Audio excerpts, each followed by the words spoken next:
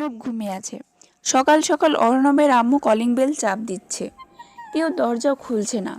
সবাই গভীর ঘুমে মগ্ন। কলিং বেলের আওয়াজ কারো কানে পৌঁছাচ্ছে না। তার কাছে এক্সট্রা চাবি ছিল, সেটা দিয়ে দরজা খুলে ভেতরে প্রবেশ করলো। ভেতরে প্রবেশ করে সোজা অর্ণবের রুমে গেল। রুমের দরজা খোলাই ছিল, তাই সোজা রুমের ভিতরে প্রবেশ করলো। রুমের ভিতরে প্রবেশ করে পুরো থ হয়ে গেল। নিজের চোখকে বিশ্বাস করতে পারছে না, তাই সে ভালোভাবে চোখ ডলে নিল। এটা ভুল না সত্যি, এটা দেখে সে হতভম্ব হয়ে গেল। দেখলো অর্ণব শুয়ে আছে, আর তাকে জড়িয়ে ধরে আছে তার সিনিয়র ফুফাতো বোন ইরা। ইরা পরে আছে রাতের পাতলা নাইট ড্রেস। ইরা অর্ণবকে শক্ত করে জড়িয়ে ধরে আছে, দুজন দুজনকে শক্ত করে ধরে ঘুমিয়ে আছে। এটা দেখে অর্ণবের আম্মু জোরে জোরে ডাকতে লাগলো। তার ডাকাতে ইরা জেগে উঠল। তাকিয়ে দেখলো অর্ণবের আম্মু, মানে ইরার মামি। ইরা এত সকালে আশা করেনি তাকে, তাই ইরা বলল, মামি তুমি এত সকালে? তোমরা না বিকেলে আসার কথা ছিল?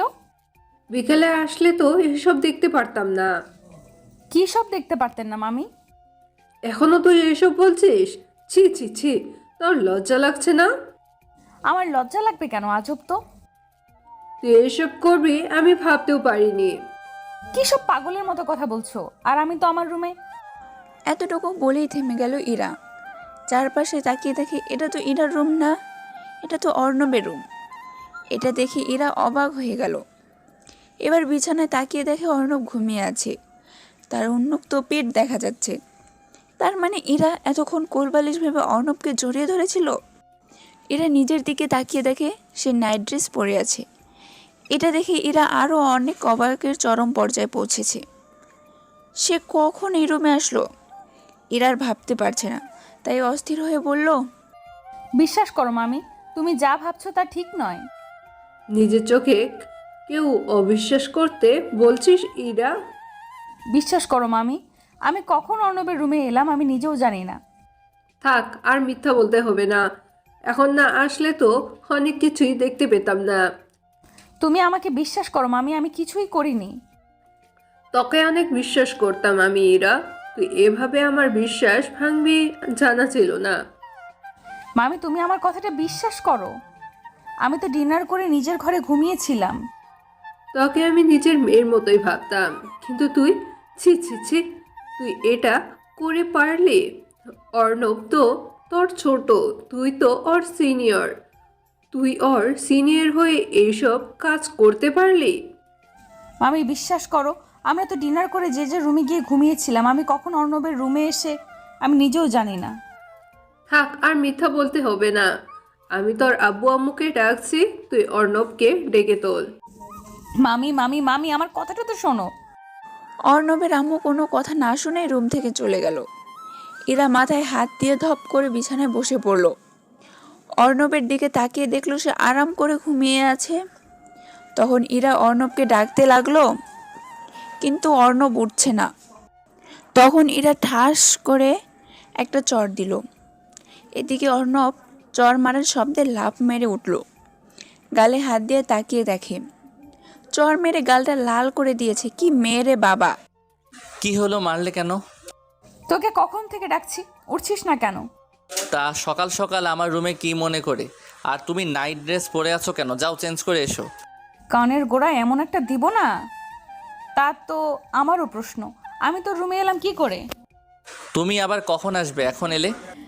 এখন আসিনি, আমি কখন তোর রুমে আসলাম আর তোকে কখন জড়িয়ে ধরলাম? মামি তো সব দেখে উল্টাপাল্টা কিছু ভেবেছে। কি? তুমি আমার রুমে এসে আমাকে জড়িয়ে ধরেছিলে, তাও আমার আম্মু বাসায় এসেছে, তুমি এটা আমার সাথে করতে পারলে? একদম বাজে কথা বলবি না। বাসায় তুই আর আমি ছাড়া কেউ নেই। আমি নিজ ইচ্ছাতে তোর রুমে আসিনি। তুই আর আমি তোর ডিনার করে ঘুমাচ্ছিলাম, তাহলে আমি তোর রুমে এসে কখন জড়িয়ে ধরলাম?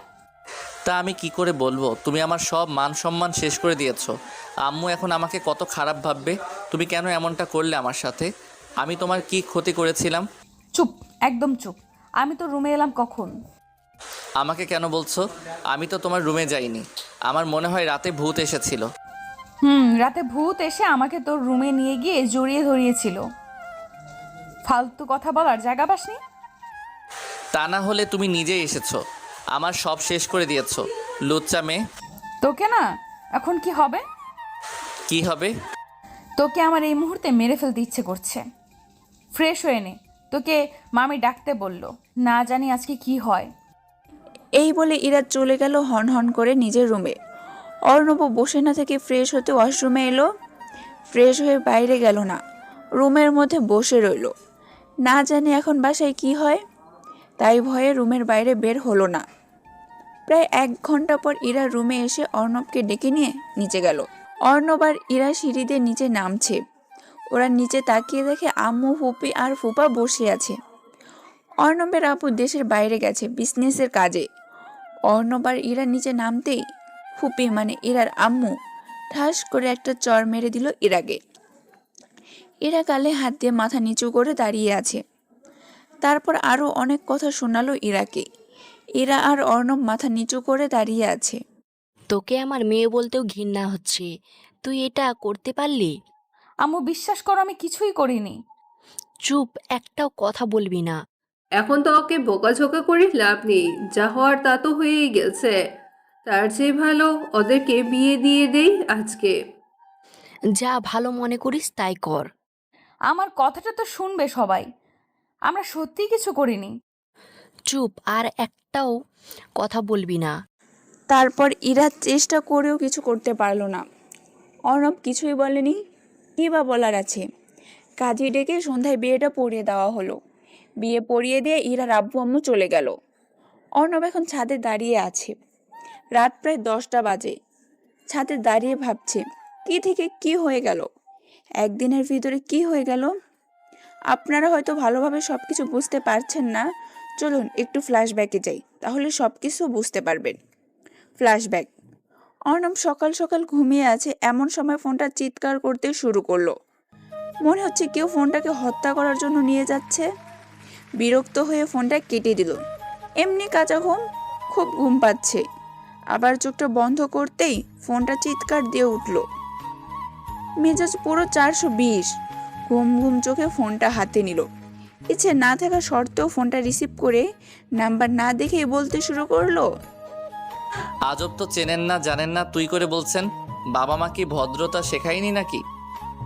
অর্ণব এবার ফোনে তাকিয়ে তো অবাক। এটা তো ইরা। উল্টাপাল্টা অনেক কিছুই বলে ফেললো। ইরা অর্ণবকে ফোন দিল। অর্ণব তো অবাক, তাই ইরাকে বলল, আপু তুমি হঠাৎ করে। এবার মনে পড়েছে তাহলে? আসলে কি হয়েছে কি, আমি ঘুমিয়েছিলাম, না দেখে বিরক্ত হয়ে ফোনটা রিসিভ করেছিলাম তো তাই। তুমি কিছু মনে করো না। কি, তুই এখনো ঘুমাচ্ছিস? তো কি করব, আমি কি কোনো ঐতিহাসিক কাজ করতে যাব নাকি? তোকে মামি কিছু বলেনি? কি বলবে? এই যে আমি তোদের বাসায় যাচ্ছি আর তোকে আনতে আসতে বলেছি বাস স্টপে। আম্মু তো কিছুই বলেনি। আমি কিছুই জানি না, 10 মিনিটের মধ্যে আয় বাস স্টপে। ঠিক আছে যাচ্ছি। অর্ণব লাফ মেরে বিছানা থেকে উঠে পড়ল। উঠে ফ্রেশ হতে ওয়াশরুমে গেল। ফ্রেশ হয়ে সোজা নিচে আসলো। নিচে এসে দেখলো তার আম্মুকে চিন্তিত মনে হচ্ছে। আম্মুকে চিন্তিত দেখে বলল, আম্মু তোমায় চিন্তিত দেখাচ্ছে কেন? কিছু কি হয়েছে? এসব পরে হবে, আগে যা ইরাকে নিয়ে আয়। ও মনে হয় চলে এসেছে এতক্ষণে। তুমি এখন বলছো? ইরা আপু চলে এসেছে, আমাকে ফোন দিয়েছিল। ঠিক আছে, যা নিয়ে আয়, বলতে ভুলে গিয়েছিলাম আমি। ঠিক আছে। তারপর বাইরে বের হয়ে বাইক নিয়ে রওনা দিল বাস স্টপের দিকে। প্রায় আধ ঘন্টা পর পৌঁছালো বাস স্টপে। ইরা কল করার আগেই একটা সিগারেট খেয়ে নেয়। যেই ভাবা সেই কাজ, দোকানে গিয়ে সিগারেট নিয়ে সিগারেট ধরিয়ে খেতে লাগলো। এমন সময় কে যেন বলে উঠল, স্মাইল প্লিজ। অর্ণব সামনে তাকিয়ে দেখে ইরা দাঁড়িয়ে আছে, রেগে আছে প্রচুর পরিমাণে, বোঝাই যাচ্ছে। আর এক হাতে মোবাইল ফোন দিয়ে ছবি তুলছে। এটা দেখে অর্ণব সাথে সাথে হাতে থাকা সিগারেটটাই ফেলে দিল। সিগারেটটা ফেলতেই ইরা এসে রাগী দৃষ্টিতে বলল, কিরে ফেলে দিলি কেন? খা না, আর কয়েকটা ছবি তুলি। আসলে আপু আমি সিগারেট খাই না, মাঝে মধ্যে 2-1টা খাই। প্লিজ তুমি আম্মুকে বলো না। না, এটা তো বলতেই হবে, তুই অনেক বড় হয়ে গেছিস, এটা জানাতে হবে না? প্লিজ বাসায় বলো না আপু, বললে আমাকে কী যে করবি আমি নিজেও জানি না। তো আমি এখন কি করব? আমি বলবোই। প্লিজ আপু কিছু বলিও না, তোমাকে আমি বিকেলে ঘুরতে নিয়ে যাব। তোর তো নিয়ে যাবি। যাব। আর একটা কথা, এসব আর খাবি না। ঠিক আছে, আর খাবো না। ঠিক আছে, বাসায় চল। ঠিক আছে চলো। তারপর অর্ণব ইরাকে নিয়ে বাসায় আসতে লাগলো। ইরাকে দেখে অর্ণবের এক মুহূর্তের জন্য হলেও চোখ আটকে গিয়েছিল। আগের থেকেও অনেক সুন্দরী হয়ে গেছে, পুরো পরীর মতো। তারপর ইরাকে নিয়ে বাসায় চলে আসলো। কলিং বেল চাপ দিতে অর্ণবের আম্মু দরজা খুলে দিল। মনে হয় ওদের জন্য অপেক্ষা করছিল। অর্ণব তার আম্মুর দিকে তাকাতেই দেখতে পায় কোথাও যাওয়ার জন্য রেডি হয়েছে। ইরা তার মামনিকে গিয়ে জড়িয়ে ধরলো, মনে হয় নিজের মেয়ে। হায় রে, নিজের ছেলেকে তো চিনতেই পারছে না। তখন ইরা বলল, কেমন আছো মামি?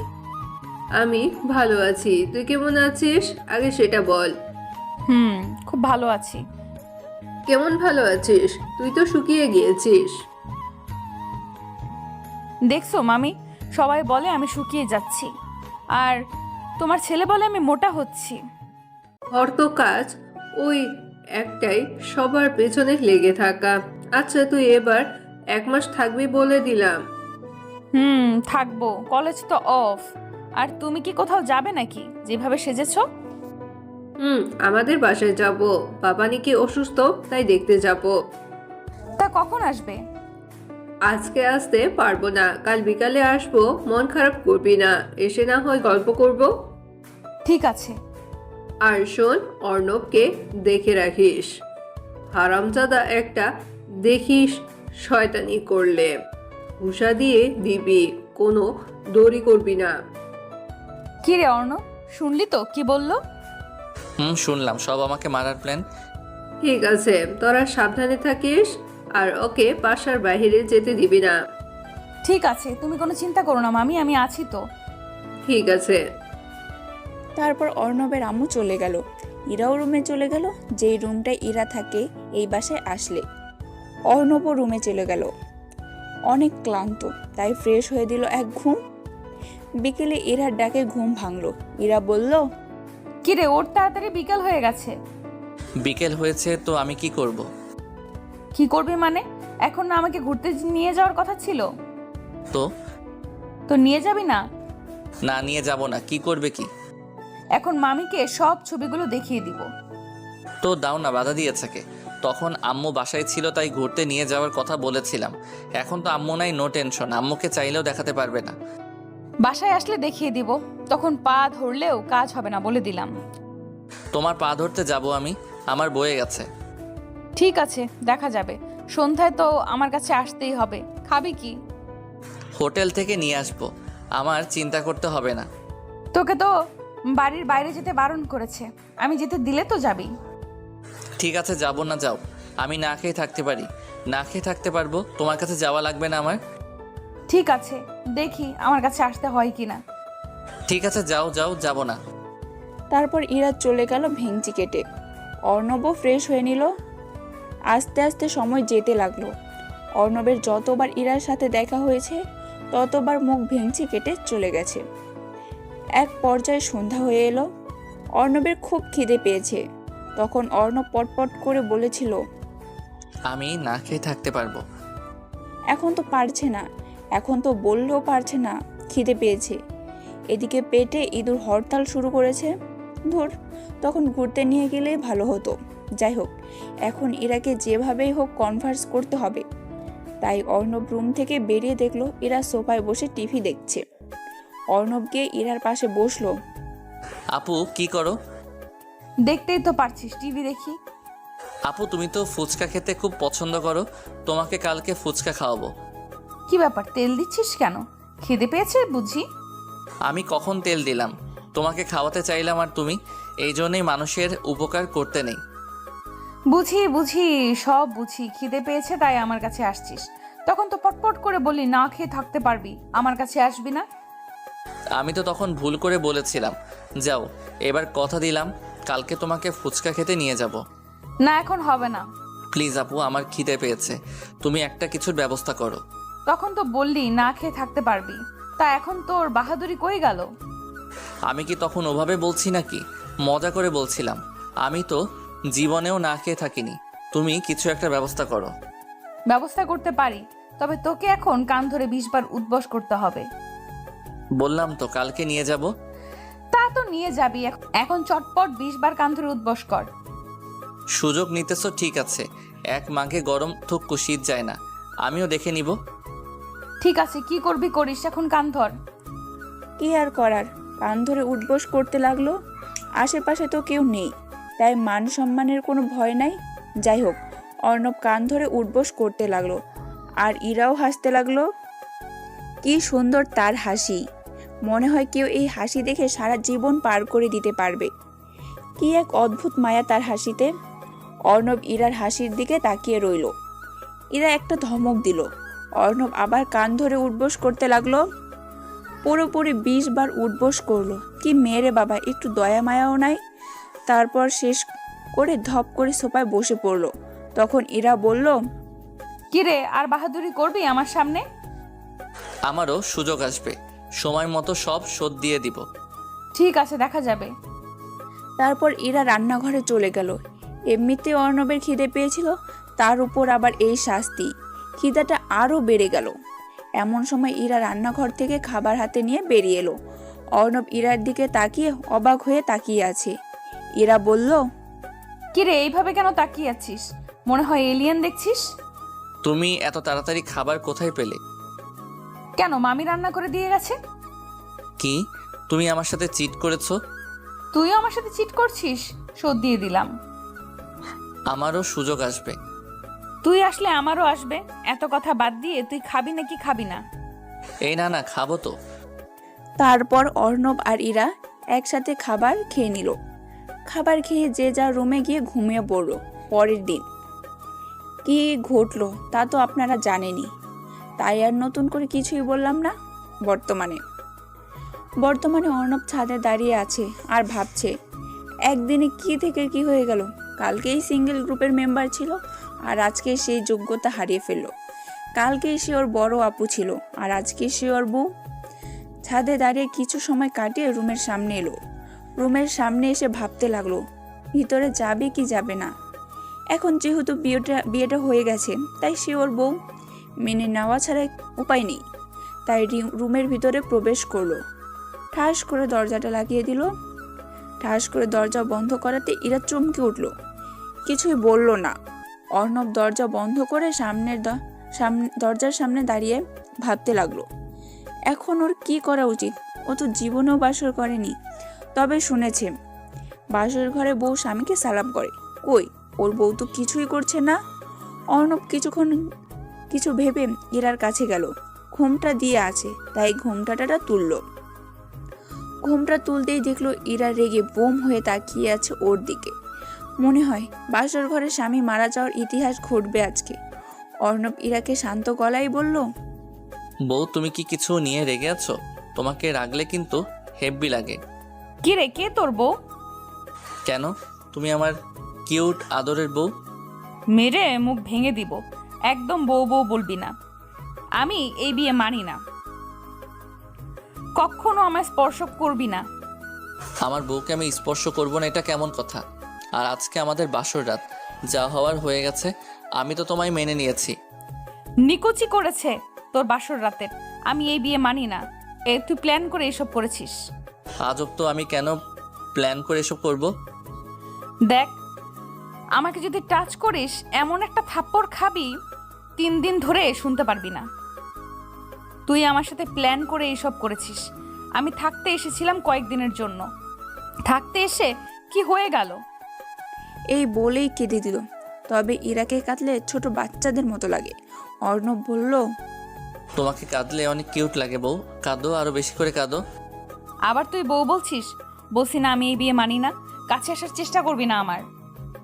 ঠিক আছে, বলবো না। ইরা প্রচুর পরিমাণ চেটে গেছে, আর চেতালে হয়তো গাল লাল করে দিবে, তাই কিছু বলল না। এই জন্যই বলে, মেয়ে মানুষকে চেতানোর চেয়ে পাগলকে চেতানো ভালো। তাই আর চেতালো না।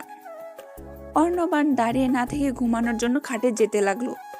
এমন সময় ইরা রেগে বলল, কিরে, তুই আমার দিকে আসছিস কেন? বললাম না আমি এই বিয়ে মানি না। কথা কানে যায় না? আমি তোমার দিকে যাচ্ছি না, আমি তো বিছানায় যাচ্ছি ঘুমানোর জন্য। তুই আমার সাথে বিছানায় ঘুমাতে পারবি না। তো আমি কোথায় ঘুমাবো?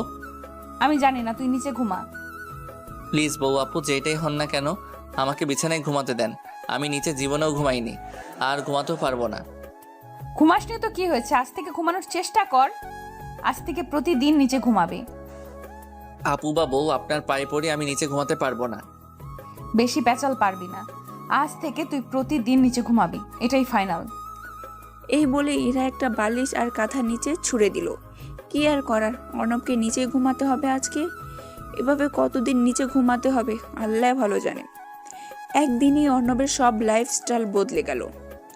অর্ণব নিচে শুয়ে পড়লো আর মনে মনে ভাবছে, ইরা উপরে আরাম করে শুয়ে আছে, মনে হচ্ছে এক লাথি দিয়ে খাট থেকে ফেলে দিই, কিন্তু কিছুই বলতে পারছি না, কারণ হাজার হলেও আমার সিনিয়র আদরের কিউট বউ। আপনারা আবার নজর দিয়েন না। অর্ণব নিচে শুয়ে আছে অনেক সময় হলো, কিন্তু ঘুম আসছে না। আসলে নিচে ঘুমানোর অভ্যাস নেই। অনেক ঠান্ডা লাগতেছে। উপরে ইরা আরাম করে ঘুমিয়ে আছে নিশ্চিন্তে। মানুষ বাসরাতে বউয়ের আদর খায়, আর অর্ণব খায় ঝাড়ি আর ঠান্ডা। হায়রে কপাল। অনেকক্ষণ এভাবে থেকে ঘুম আসলো না। এপাশ ওপাশ করতে করতে ঘুমানোর চেষ্টা করলো, ঘুম আসলো না। সারা রাত ভালো করে ঘুমাতে পারে নাই। সকাল সকাল একটু ঘুম ধরলো, তাই ঘুমাতে লাগলো। কিন্তু ওর ঘুমটা কারো সহ্য হলো না। যে একটু ঘুম ধরছিল সেটাও ভেঙে গেল। কে যেন ডাকতে লাগলো। রাগীর দৃষ্টিতে তাকালো, কে ঘুমটা ভেঙে দিল। তাকিয়ে দেখে ওর কিউট সিনিয়র বউটা। মুহূর্তেই রাগটা ঠান্ডা হয়ে গেল। তখন অর্ণব বলল, কি হলো বউ, ডাকছো কেন? মামি দরজার উপরে ডাকতেছে, তাড়াতাড়ি ওঠো। তো খুলে দাও না বউ, আমাকে ডাকতেছো না? কি রে, তোকে বললাম না বউ বউ করবি না, মেরে মুখ ভেঙে দিব বলে দিলাম। আর বলবো না, যাও এখন দরজা খুলে দাও। তুই এখান থেকে উঠ। কেন, আমার ঘুম পাচ্ছে, ডিস্টার্ব করো না, এমনি সারা রাত ঘুমাতে পারিনি। এখান থেকে উঠ, বিছানায় গিয়ে ঘুমানোর অভিনয় কর। এখানে এভাবে দেখলে সব শেষ। বাহ, আমার বিছানা, আমার ঘর, আমারই জায়গা নেই, অভিনয় করতে হবে ঘুমানোর? কি কপাল আমার। কিরে, তুই বিছানায় যাবি নাকি? অর্ণব এক লাফে বিছানায় উঠে পড়ল। নিজে ঘুমিয়ে শরীরটা ব্যথা হয়ে গেছে, ভালোভাবে ঘুমাতে পারেনি। এবার একটু ঘুমানো যাক। কি কপাল, নিজের বিছানায় নিজেকে অভিনয় করে ঘুমাতে হচ্ছে। এসব ভাবতে ভাবতে চোখটা বুঝে 2-3 মিনিট যাওয়ার পর আবার ইরা ডাকলো। এবার অর্ণবের মেজাজ পুরো 420। তাই বলল, কি হলো, এত বারবার ডাকছো কেন? একটু শান্তিতে ঘুমাতে দিবে নাকি? মামি ডাকতেছে নিচে নাস্তা করতে যাওয়ার জন্য। এত রাগ কাকে দেখাচ্ছিস?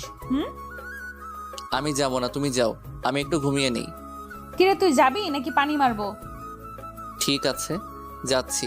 পানি মারা লাগবে না, আমার বউ বলছে বলে কথা। বউ বলেছে বলে ইরা একটু রাগী দৃষ্টিতে তাকালো। অর্ণব ভয় পেয়ে এক দৌড়ে ওয়াশরুমে চলে গেল। ফ্রেশ হয়ে বাইরে বের হয়ে দেখলো ইরা বিছানায় বসে আছে। তা দেখে অর্ণব বলল, বসে আছো কেন, চলো নিচে চলো বউ। কিরে, তুই আমার বউ বলছিস কেন?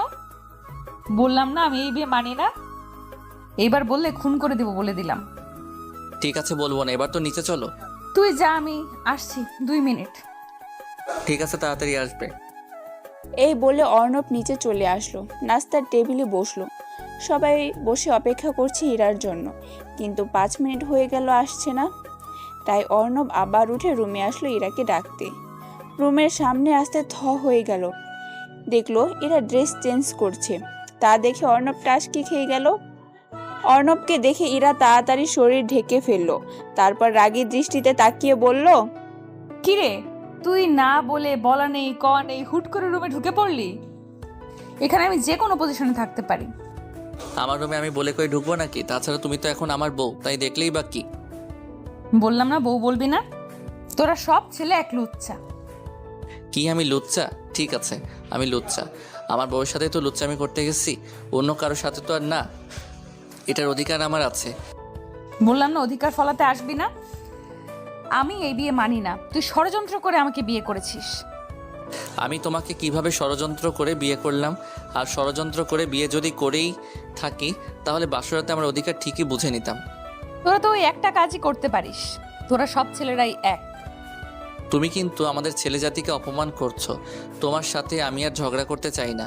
তুমি তাড়াতাড়ি রেডি হয়ে নিচে এসো, আম্মু অপেক্ষা করতেছে। এই বলে চলে আসলো। কিছুক্ষণ পর ইরা এলো, দেখে বোঝা যাচ্ছে রেগে আছে। তারপর নাস্তা করে রুমে চলে আসলো অর্ণব। তারপর বাসা থেকে বের হয়ে আড্ডাখানায় আসলো। আড্ডাখানায় এসে দেখে ফাহাদ বসে আছে। ফাহাদ হচ্ছে অর্ণবের একমাত্র বেস্ট ফ্রেন্ড, কলিজার টুকরা বন্ধু। অর্ণবকে দেখে ফাহাদ বলল, কি রে, বউকে পেয়ে আমাকেই ভুলে গেলি নাকি? বলে যাব কেন, তোকে কি আমি ভুলতে পারি? তোকে তো আমি খুঁজে বেড়াচ্ছি, বিয়ে উপলক্ষে ট্রিট নিবিটা? তার বলতে দে না, কি দিবি? এই না হলে আমার ফ্রেন্ড। এই নে। এই বলে কয়েকটা উড়াধুরা মেরে দিল। মারার পর এখন একটু শান্তি শান্তি লাগছে। অর্ণবের হাতে মার খেয়ে ফাহাদ বলল, কি হলো, মারলি কেন? মা গো, মরে গেলাম গো। হবু বউ, তুমি কই গো? তোমার স্বামীকে মেরে ফেললো। এটা তো ট্রিট হিসেবে পাওনা ছিল। এই জন্যই মানুষের উপকার করতে নেই, উপকার করলে দোষ। কোথায় টের দিবি তা না। এখন আপাতত এটাই তো ট্রিট। ট্রিট সেই দিন পাবি যেদিন সব ঠিকঠাক হবে। দয়া করে দিলাম, জীবনে ঠিকঠাক হবে না। আর ঠিকঠাক হলেও তোর বাচ্চা কাচ্চা ঠুকো, তোর বউয়ের বাচ্চা ল্যাংটা হয়ে জন্মাবে, বলে দিলাম। কথা মিলিয়ে নিস। কি বললি? দাঁড়া। এই বলে অর্ণব ফাহাদকে মারার জন্য গেল। ফাহাদ ভয়ে দৌড় দিছে। অর্ণবও দৌড়ানি দিল, কিন্তু ধরতে পারলো না, চলে গেল। অর্ণবও সেখানে না থেকে বাসায় চলে আসলো। রুমে এসে দেখে বউ নেই। হায় হায়, বউ চলে গেল নাকি? আবার ছাদে গেল, দেখলো সেখানেও নেই। তাই অর্ণব চিৎকার করে বলল, আম্মু গো, আমার বউ কই? আমার বউ পালাইয়া গেছে। আম্মু গো, তাড়াতাড়ি আসো, ইরা পালিয়ে গেছে। হারামজাদা কি সব বলতাছে এগুলো? ও কেন পালাবে? ও তো আমার সাথেই আছে। এই বলে অর্ণবের আম্মু রান্না থেকে বের হয়ে আসলো, হাতে খুন্তি। তার পেছন পেছন ইরাও বের হয়ে আসলো। এরা অর্ণবের দিকে অনেক রাগী দৃষ্টিতে তাকিয়ে আছে, মনে হচ্ছে কাঁচা চিবিয়ে খাবে, লবণ মরিচ ছাড়া। এদিকে ইরার এভাবে রাগী দৃষ্টিতে তাকিয়ে আছে, আর একদিকে আম্মুর হাতে খুন্তি। পরিস্থিতি খুবই ভয়ানক। তাই কিছু না বলে সেখান থেকে দৌড়ে রুমে চলে আসলো। রুমে এসে ভাবতে লাগলো, যাই হোক, এরা মনে হয় সব কিছু মেনে নিতে শুরু করেছে। এটা ছিল অর্ণবের একটা ভুল ধারণা। তারপর সারাদিন কেটে গেল ইরার ইগনোরে। অর্ণবকে দেখলে ইগনোর করে, কথা বলতে চাইলে কথাও বলে না, পাশ কাটিয়ে চলে যায়। অর্ণব রুমে আসতেই ইরা চলে যায়। দুপুর থেকে পুরো সন্ধ্যা পর্যন্ত এভাবে ইগনোর করলো ইরা। অর্ণবের মনটা একটু ছ্যাদ করে উঠল।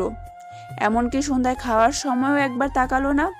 সন্ধ্যার খাবার খেয়ে রুমে এসে ভাবতে লাগলো, না, এভাবে আর চলতে দেওয়া যাবে না, এই ইগনোর নেওয়া যাবে না।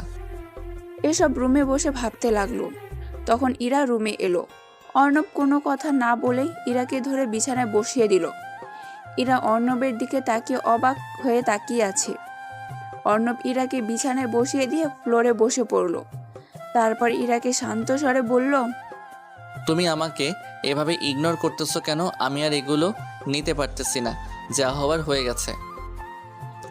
এখন তো তুমি আমার বউ। বাসায় কেউ নাই, শুধু তুই আর আমি একসাথে ডিনার করে ঘুমালাম, কিন্তু সকালে আমি তোর রুমে কিভাবে গেলাম বল আমাকে? ভূতে তো আর এ কাজ করবে না। সত্যি বলবো না মিথ্যা? একদম মিথ্যা কথা বলবি না, সব সত্যি কথা বলবি। আসলে কি, আমি তোমাকে সেই ছোট্টবেলা থেকে ভালোবাসি, কিন্তু তোমাকে কখনো বলা হয়নি। হয়তো তুমি আমার সিনিয়র বলে কখনো সাহস করে তোমায় বলতে পারিনি যে তোমায় বড্ড ভালোবাসি তোমায়। এবার যখন তুমি আমার বাসায় এলে আর আম্মু তোমাকে আর আমাকে একা থেকে যখন চলে গেল, তখন বিষয়টা আমি আমার বন্ধু ফাহাদের কাছে শেয়ার করলাম। সেও জানে যে আমি তোমাকে ভালোবাসি। বিষয়টা শেয়ার করাতে ফাহাদ বলল, এটাই নাকি তোমাকে পাওয়ার আমার একমাত্র সুযোগ। আর আমি আগে থেকে জানতাম যে আম্মু সকালে আসবে, তাই রাত্রে তোমাকে আমার রুমে নিয়ে গিয়ে শুইয়ে দিছিলাম। এই সব কিছু শুধু তোমাকে পাওয়ার জন্য করেছি আমি। তোমাকে যে খুব খুব ভালোবাসি আমি। তোর এসব করতে একটু বাঁধলো না? ফাহাদ অন্য খারাপ কিছু করতে বলেছিল, কিন্তু আমি অতটাও খারাপ না। তুই এটা করতে পারলি? আমার সম্মানের কথা একটুও ভাবলি না? মা বাবা কত বিশ্বাস করতো আমায়, মামি কত বিশ্বাস করতো আমায়। এখন আমার মা বাবা আমাকে ঘৃণা করে, মেয়ে বলতেও নাকি তাদের লজ্জা করে আমাকে। হ্যাঁ, তো বড় একটা অপবাদ দিলি আমায়। প্লিজ তুমি কান্না করো না। আমি সবাইকে বলে দিব আমার বউ খারাপ না, সব আমি করেছি। যা, তোর এসব বলা লাগবে না, তুই যা এখান থেকে। না, আমি সবাইকে বলে দিব আমার বউ খারাপ না, আমি ইচ্ছে করে এসব করেছি তাকে বিয়ে করার জন্য। এই বলে ইরাকে জড়িয়ে ধরলো। ইরা এক ধাক্কায় সরিয়ে দিল, সরিয়ে দিয়ে বলল, খবরদার আমাকে টাচ করার চেষ্টা করবি না। টাচ করলে খারাপ হয়ে যাবে বলে দিলাম। তুমি তো আমার বউ, তোমাকে টাচ করব না কেন? আমার বউকে আমি টাচ করতেই পারি। আমি এই বিয়েটাই মানি না, সেখানে আবার বউ। খবরদার স্বামীর অধিকার ফলাতে আসবি না আমার কাছে। আমি তোমাকে কিভাবে ষড়যন্ত্র করে তোমায় বিয়ে করেছি, কিন্তু বিশ্বাস করো তোমাকে আমি খুব খুব ভালোবাসি। যা করেছি শুধুমাত্র তোমাকে পাওয়ার জন্য। এখন শুধু সাজাতে আসবি না, যা এখান থেকে। ডিভোর্স দিয়ে দিব আমি তোকে। প্লিজ তুমি এভাবে বলো না, আমার খুব কষ্ট হচ্ছে। খুব ভালোবাসি তোমায়, বিশ্বাস করো। একদম টাচ করার চেষ্টা করবি না আমায়। কখনো কিছু করার চেষ্টা করলে আমি আত্মহত্যা করব বলে দিলাম। এর জন্য তুই দায়ী থাকবি।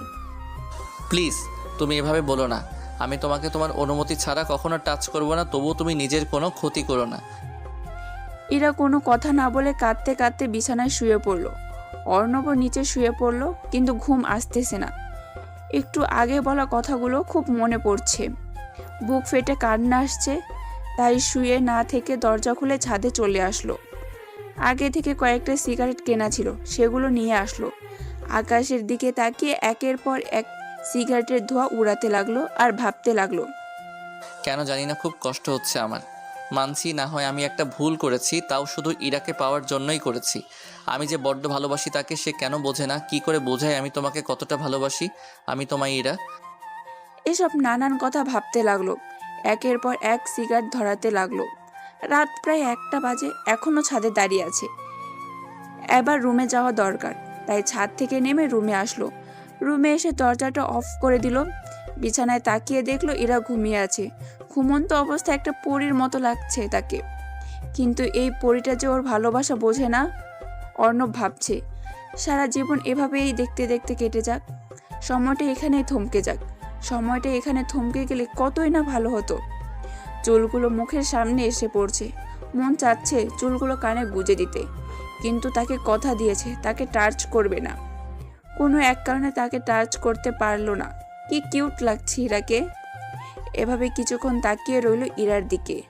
অর্ণব ইরার দিকে তাকিয়ে বলল, তোমাকে আমি কি করে বোঝাই আমি যে তোমায় কতটা ভালোবাসি। বুকের ভেতর কতটা জায়গা নিয়ে বসবাস তোমার। সেই ছোট্টবেলা থেকে তোমাকে আমি আমার বুকের ভিতরে জায়গা দিয়েছি। অনেক অনেক ভালোবাসি তোমায়, যে ভালোবাসা কোনো পরিমাপ করে মাপা যায় না। কি করে বোঝাই আমি তোমাকে ছাড়া অসম্পূর্ণ আমি? তোমাকে ছাড়া এক মুহূর্তের ভালো লাগবে না, আমার সব কিছুই বিষাদ মনে হবে। কি করে বোঝাই আমি তোমাকে কতটা ভালোবাসি? এসব অনেক কিছুই বলল। হয়তো ইরা কিছু শুনতে পায়নি, কারণ সে ঘুমিয়ে আছে। তারপরেও কিছুক্ষণ ইরার দিকে তাকিয়ে থেকে নিচে শুয়ে পড়ল। কিন্তু ঘুম আসতেছিল না, মনে হচ্ছে কান্না আসবে বুক ফেটে। এসব নানান কিছু ভাবতে ভাবতে কখন যে ঘুমিয়ে পড়েছে মনে নাই। অর্ণব আর ইরাকে ডিস্টার্ব করবে না। জোর করে তো আর ভালোবাসা পাওয়া যায় না। ওর মতো থাকুক, ভালোবাসা তো সবার কপালে আসে না। ও না হয় এই দলে। আর যাই হোক, ভালোবাসা তো জোর করে পাওয়া যায় না। সকাল সকাল দরজার ঠক ঠক আওয়াজে ঘুম ভেঙে গেল। তাকিয়ে দেখে এরা বিছানায় ঘুমিয়ে আছে, আর দরজা বাইরে থেকে বাসার কাজের মেয়ে ঋতু ডাকতেছে। তাই অর্ণব উঠে পড়লো। তারপর ইরাকে ডাকতে লাগলো, কিন্তু উঠছে না। অনেক ডাকাডাকি করলো, উঠছে না। এখন আর কি করার? দরজাটা হালকা করে খুলে মাথাটা বের করে বলল, কি হয়েছে, ডাকছো কেন এত সকাল সকাল? ভাইয়া আন্টি ইরা আপুকে নিয়ে যেতে বলল। ও এখন যেতে পারবে না? কেন? গোসল করতে গেছে। ও তাই বলেন? আসলে বলিয়েন যে আন্টি নিচে যেতে বলল। ঠিক আছে। তারপর কাজের মেয়ে ঋতু লজ্জা পেয়ে চলে গেল। অর্ণব মাথা চুলকাতে চুলকাতে ভাবলো, কি হলো, লজ্জা পেল কেন? এমন কি কোনো কিছু তো বললো নাকি? পরেক্ষণে জিহ্বায় কামড় দিল, বুঝতে পারলো কি বলে ফেলেছে। দরজাটা লাগিয়ে দিল। দেখলো এরা এখনো ঘুমিয়ে আছে। আবার অনেক ডাকাডাকি করলো, কিন্তু উঠলো না। স্পর্শ তো করতে পারবে না, তাই এখন কিভাবে উঠাবে সেটাই ভেবে পাচ্ছে না। এই তো আইডিয়া পেয়েছে। ওয়াশরুম থেকে একটা বালতিতে পানি নিয়ে আসলো। পানি নিয়ে এসে আবারও কয়েকবার ডাকাডাকি করলো, কিন্তু উঠলো না। এবার দিল মুখে এক বালতি ঢেলে। সাথে সাথে ইরা লাফ মেরে বিছানা থেকে উঠে রাগী দৃষ্টিতে তাকিয়ে আছে। মনে হয় রাগে পুড়ে যাচ্ছে, আর সেই আগুনের তাপ ওর দিকে আসছে। এরা রেগে বলল, কি হলো? তুই এভাবে ভিজিয়ে দিলি কেন? আম্মু নিচে যেতে বলল। কখন থেকে আমি ডাকছি, উঠছো না কেন? তাই বলে এইভাবে ভিজিয়ে দিবি? তো কি করব, কখন থেকে ডাকছি উঠছই না। আর তোমাকে তো আমি কথা দিয়েছি তোমাকে কখনো স্পর্শ করব না, তাই কিভাবে উঠাবো? তাই এই আইডিয়াটা পেলাম। আইডিয়াটা ভালো তাই না? নিকুচি করেছে তোর আইডিয়ার, আর কখনো এইভাবে পাউনি মারবি না। ঠিক আছে, যদি কখনো তোমায় ডাকি তুমি যদি না ওঠো তখন আমি কি করব? তখন দেখা যাবে। এই বলে ইরা ওয়াশরুমে চলে গেল। কিছুক্ষণ পর ওয়াশরুম থেকে ফ্রেশ হয়ে আসলো। ফ্রেশ হয়ে এসে রুম থেকে বেরিয়ে গেল। অর্ণব বিছানায় শুয়ে পড়ল। রাত্রে ভালোভাবে ঘুমায়নি, তাই একটু আরামসে বিছানায় ঘুমানো যাবে। বিছানাটা হয়তো ওকে মিস করছে অনেক দিন ধরে, তাই বিছানায় শুয়ে ঘুমিয়ে পড়ল। একটু পর ঘুম ভেঙে গেল। নিচে তাকিয়ে দেখে ইরা শুয়ে আছে। একটু করে শীত লাগছে হয়তো, তাই অর্ণব চাদরটা তার গায়ে টেনে দিল।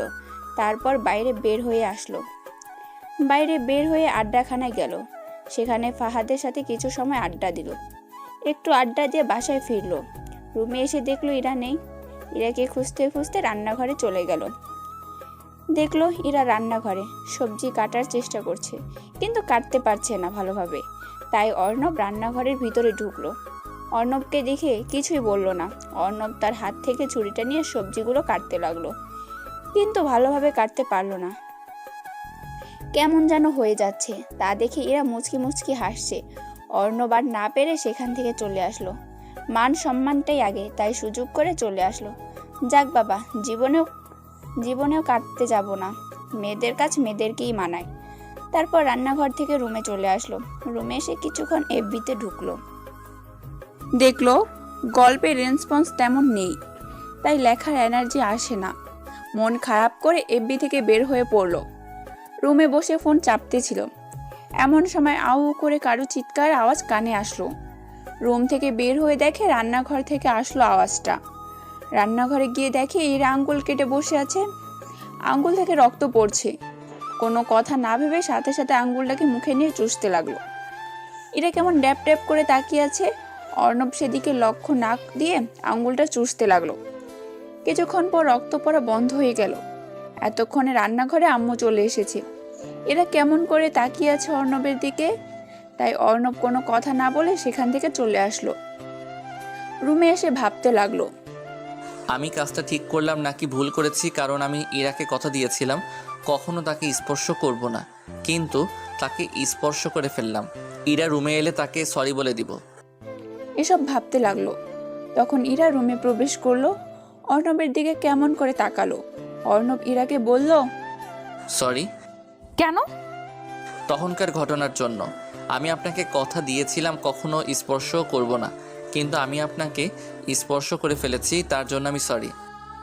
ঠিক আছে, সেটা তো আমার ভালোর জন্যই করেছিস। ভালো করলাম তাও আবার আমি তো খারাপ, কারো ভালোই করতে পারি না, অন্যের সাথে সব সময় খারাপ করি। যেমন ধরুন না, আপনাকে প্ল্যান করে করে বিয়ে করেছি আপনাকে। তবে চিন্তা করবেন না, খুব শীঘ্রই মুক্তি দিয়ে দিব আপনাকে। মুক্তি পেয়ে যাবেন এই অর্ণব নামের খারাপ মানুষটা থেকে, যে আপনার সাথে প্রতারণা করেছে। খুব শীঘ্রই মুক্তি পেয়ে যাবেন। আর কিছু বলল না, বাইরে চলে আসলো। বাইরে এসে এক প্যাকেট সিগারেট কিনলো। খুব কষ্ট হচ্ছে। তারপর সিগারেট প্যাকেট নিয়ে চলে আসলো নদীর ধারে। ফাহাদকে কল দিয়ে আসতে বলল। আর অর্ণব সেখানে বসে একের পর এক সিগারেট টানতে লাগলো।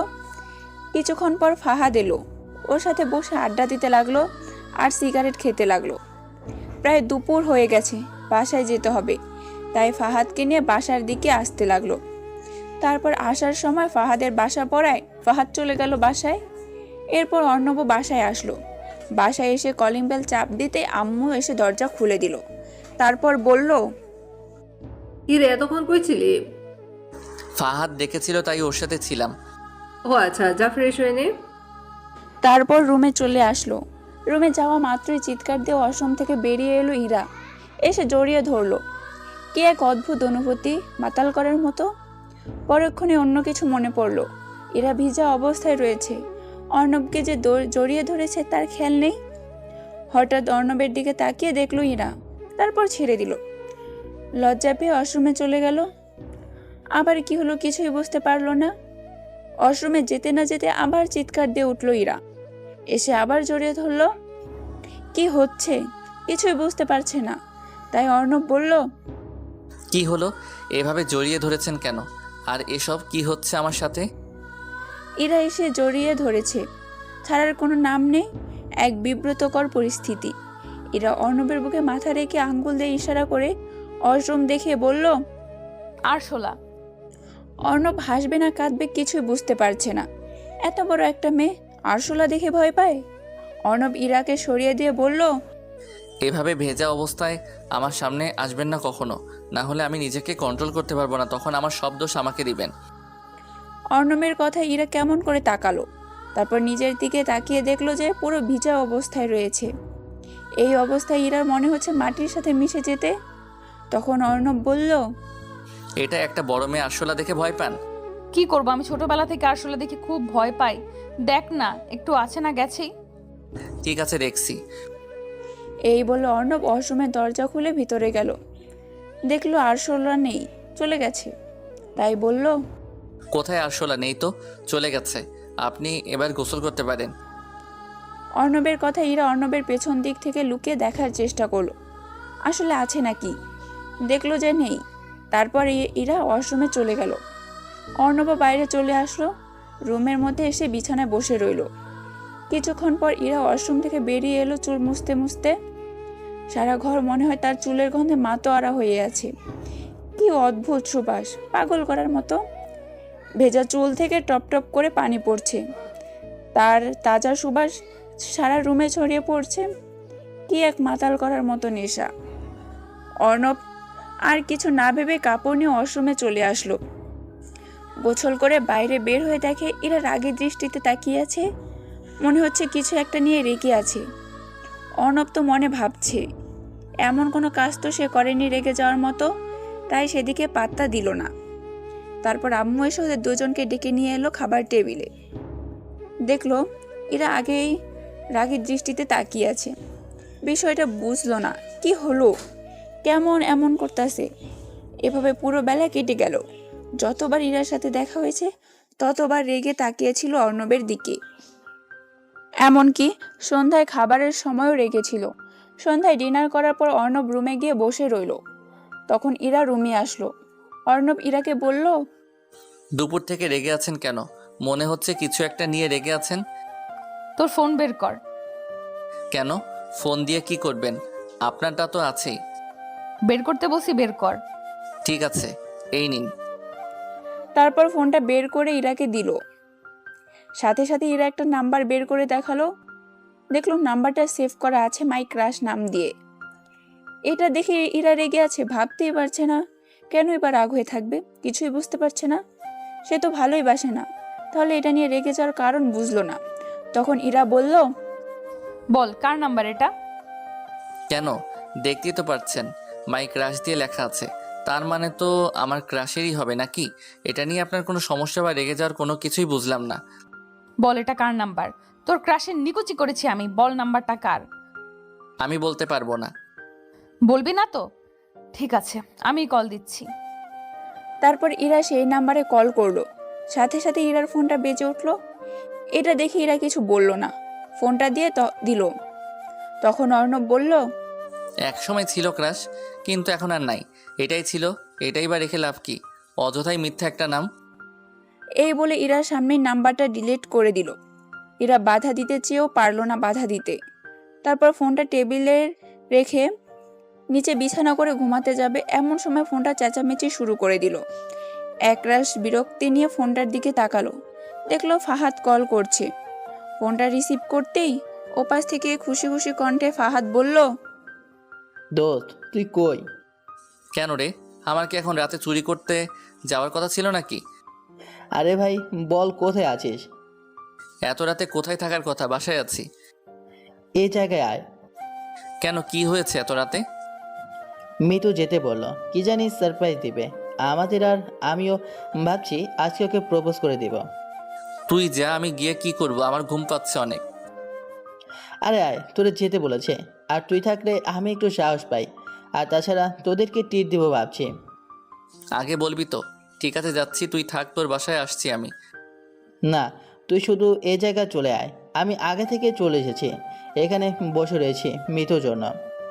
ঠিক আছে, আমি যাচ্ছি। মিতু হচ্ছে ফাহাদের বেস্ট ফ্রেন্ড, অর্ণবেরও ফ্রেন্ড। ফাহাদ গত 2 বছর ধরে মিতুকে ভালোবাসে, কিন্তু কখনো বলতে পারেনি, তাই আজ নাকি বলবে। সেই কারণে অর্ণবকে যেতে বলেছে। আর ট্রিট দিলে কোনো কথাই নেই, সবার আগে অর্ণব। ফোনটা রেখে দিয়ে ইরার দিকে তাকালো, দেখলো ঘুমোয়নি, বিছানায় বসে আছে, অর্ণবের দিকে তাকিয়ে আছে। তখন অর্ণব বলল, কি হলো, এভাবে তাকিয়ে আছেন কেন? এত রাতে কোথায় যাবি তুই? আরে এসব বাদ দিন, আমাকে একটু সাহায্য করতে পারবেন? কি সাহায্য বল। আমি এখন বাইরে যাব। ফাহাদ একটা পার্টি দিতে চাইছে, ছোটোখাটো ট্রিট দিবে। আপনি তো জানেন আম্মু আমায় যেতে দিবে না, তাই আমি এখন লুকিয়ে যাব আর রাত্রে আপনার ফোন দিব। তখন দরজাটা খুলে দিয়েন, আমি টুপ করে ভিতরে চলে আসব। তাহলে কেউ জানতেই পারবে না আমি বাইরে গেছিলাম। একটু সাহায্য করবেন? কি, তুই এখন বাইরে যাবি আর আমি কি করব?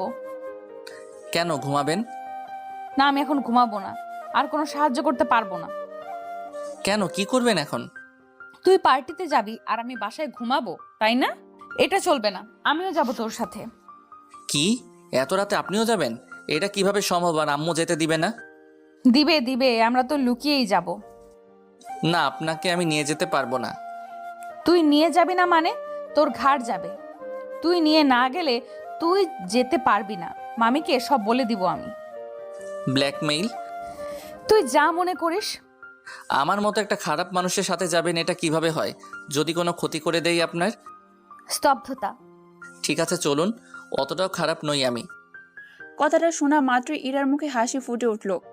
তারপর অর্ণব আর ইরা রেডি হলো। এখন কথা হচ্ছে বাইরে যাবে কিভাবে, দরজা তো বন্ধ করা। তাই অর্ণব ভাবতে লাগলো। এমন সময় ইরা বলল, কি হলো, কি ভাবছিস? ভাবছি এখন বাইরে যাব কিভাবে। দাঁড়ান, আমি আম্মুর রুম থেকে চাবিটা চুরি করে নিয়ে আসি। চুরি করতে হবে না। তো যাব কিভাবে? দরজা তো বন্ধ, খোলার জন্য চাবিটা লাগবে। মামি একটা চাবি আমাকে দিয়েছে আগেই, যদি কোনো সময় দরকার হয় ওইটা আছে, ওইটা দিয়ে খুলবো, চল। ঠিক আছে চলেন। তারপর ইরাকে নিয়ে আস্তে আস্তে দরজাটা খুললো। তারপর দরজাটা বন্ধ করে দিল। কোনো মতে বাইরে বের হলো বাসা থেকে। এখন কথা হলো, যাবে কিভাবে? বাইক নিয়ে যাওয়া তো যাবে না। এখন একমাত্র উপায় হলো রিক্সা। ওরা রিক্সার জন্য ওয়েট করতে লাগলো। ভাগ্য ভালো, বেশি অপেক্ষা করতে হলো না, সাথে সাথেই একটা রিক্সা পাওয়া গেল। তারপর ইরা আর অর্ণব রিক্সায় চড়ে বসলো। অর্ণব কোনোদিন মেয়ের সাথে এক রিক্সায় চড়েনি, তাই কেমন যেন একটা আনইজি ফিল হচ্ছে। রিক্সায় জায়গায় কম, তাই বারবার ইরার শরীরের সাথে শরীর ঘেঁষা খাচ্ছে। এক বিব্রতকর পরিস্থিতি। অর্ণবের কেমন যেন লাগছে, এই প্রথম কোনো নারীর সাথে বসে আছে, একসাথে যাচ্ছে, তাও আবার এত রাতে। ফিলিংসটাই অন্যরকম, অনুভূতিটাই অন্যরকম। অনুভূতিটা আপনাদের বলে বোঝাতে পারবে না। এসব ভাবতে ভাবতে ওরা চলে আসলো। তারপর অর্ণব বলল, কি রে, আমরা এখানে আছি দেখতেই পাচ্ছিস না, নাকি দেখেও না দেখার ভান করছিস? আরে তোরা? আরে না, দেখিনি কখন আসলি। আর ইরা আপু যে, কেমন আছেন? ভালো আছি, আপনি? আমিও ভালো আছি। কি রে, তুই বাইরে কোথায় যাচ্ছিস আমাদের এখানে আসতে বলে? যা না তোরা, ভেতরে যা, মিঠু আছে ভেতরে। তুই কোথায় যাচ্ছিস সেটা বল, চল আমার সাথে। না, আমি যাব না, আমাকে বাসায় যেতে হবে। কি, তুই আমাদের এখানে ডেকে এনে যখন এখন বলতেছিস তোর বাসায় যেতে হবে? এটা কেমন কথা? যা, ভেতরে যা, মিঠু আছে। আমার ভালো লাগতেছে না, প্লিজ আমায় বলিস না ভেতরে যেতে। ফাহাদের চোখের কোণে পানি। কথাটা কেমন করে বলল ফাহাদ? কখনো এভাবে কথা বলে না ফাহাদ। নিশ্চয়ই কিছু একটা হয়েছে, না হলে আসতে বলে বাসায় চলে যাবে কেন? আর যখন কল করছিল তখন তো অনেক খুশি দেখাচ্ছিল মিতুকে প্রপোজ করবে বলে। তাহলে কেন চলে যাচ্ছে? এখানে কিছু একটা হয়েছে। তখন অর্ণব ফাহাদকে বলল, সত্যি করে বলতো কি হয়েছে তোর, আর তোর চোখের কোণে পানি কেন? এতটুকু বলতেই ফাহাদ অর্ণবকে জড়িয়ে ধরে কেঁদে দিল। এরকম পরিস্থিতির জন্য তৈরি ছিল না অর্ণব। কি হলো কিছুই বুঝলো না, কেন এবার অমন করছে। তখন অর্ণব ফাহাদকে বলল, কি রে, এভাবে কান্না করতেছিস কেন? বল কি হয়েছে আমাকে। মিতু তোকে কিছু বলছে? দোস্ত, আমি মিঠুকে প্রপোজ করার জন্য এসেছিলাম, আর মিঠু আমাকে সারপ্রাইজ দিবে বলে এখানে আসতে বলেছিল। কিন্তু আমি যে এত বড় সারপ্রাইজ পাবো তা আমি ভাবতেই পারিনি। এসব কি কথা বলতেছিস? সব কিছু খুলে বল, সব আমাকে কি হয়েছে। অর্ণব, তুই তো জানিস আমি মিঠুকে কতটা ভালোবাসি। প্রায় 2 বছর ধরে ভালোবাসি ওকে। ও আমার বেস্ট ফ্রেন্ড থাকায় কিছু বলতে পারেনি ভয়ে, যদি ফ্রেন্ডশিপ নষ্ট হয়ে যায়। তুই তো সব কিছু জানিস কতটা ভালোবাসি ওকে, যে জীবনের থেকে বেশি ভালোবাসি ওকে। তাই ভাবলাম আজকে বলে দিব, যা হবার হবে। এখানে আসতে বলেছিল, তাই আমি এই সিদ্ধান্ত নিলাম যে আজকে এখানে এসে বলবো। আর মিতু বলেছিল আমাকে কী জানি সারপ্রাইজ দেবে। আমি ওকে প্রপোজ করে ভাবছিলাম, কিন্তু এখানে এসে যে এত বড় সারপ্রাইজ হয়ে যাব সেটা আমি নিজেও চাই না। আরে কি হয়েছে খুলে বল সব কিছু। তুই তো জানিস আমি 2 বছর ধরে ওকে ভালোবাসি, এখানে এসে সব শেষ হয়ে গেল। আরে বল না কি শেষ হয়ে গেল, আর এইভাবে কাঁদছিস কেন? আর মিতু কই? আজকে ভাবছিলাম এখানে মিতুকে প্রপোজ করব। এখানে এসে দেখি মিমের সারপ্রাইজ হচ্ছে মিমের বয়ফ্রেন্ড। কি মিমের বয়ফ্রেন্ড আছে? দোস্ত, 1 মাসের রিলেশন নাকি তাদের, আজ দেখাতে নিয়ে এলো আমাকে। এটাই তোর সারপ্রাইজ। মন খারাপ করিস না দোস্ত, সবার ভাগ্যে তোর ভালোবাসা জোটে না। যেমন আমাকে দেখ। কথাটা বলে অর্ণব ইরার দিকে তাকালো, দেখলো মন খারাপ করে দাঁড়িয়ে আছে ইরা।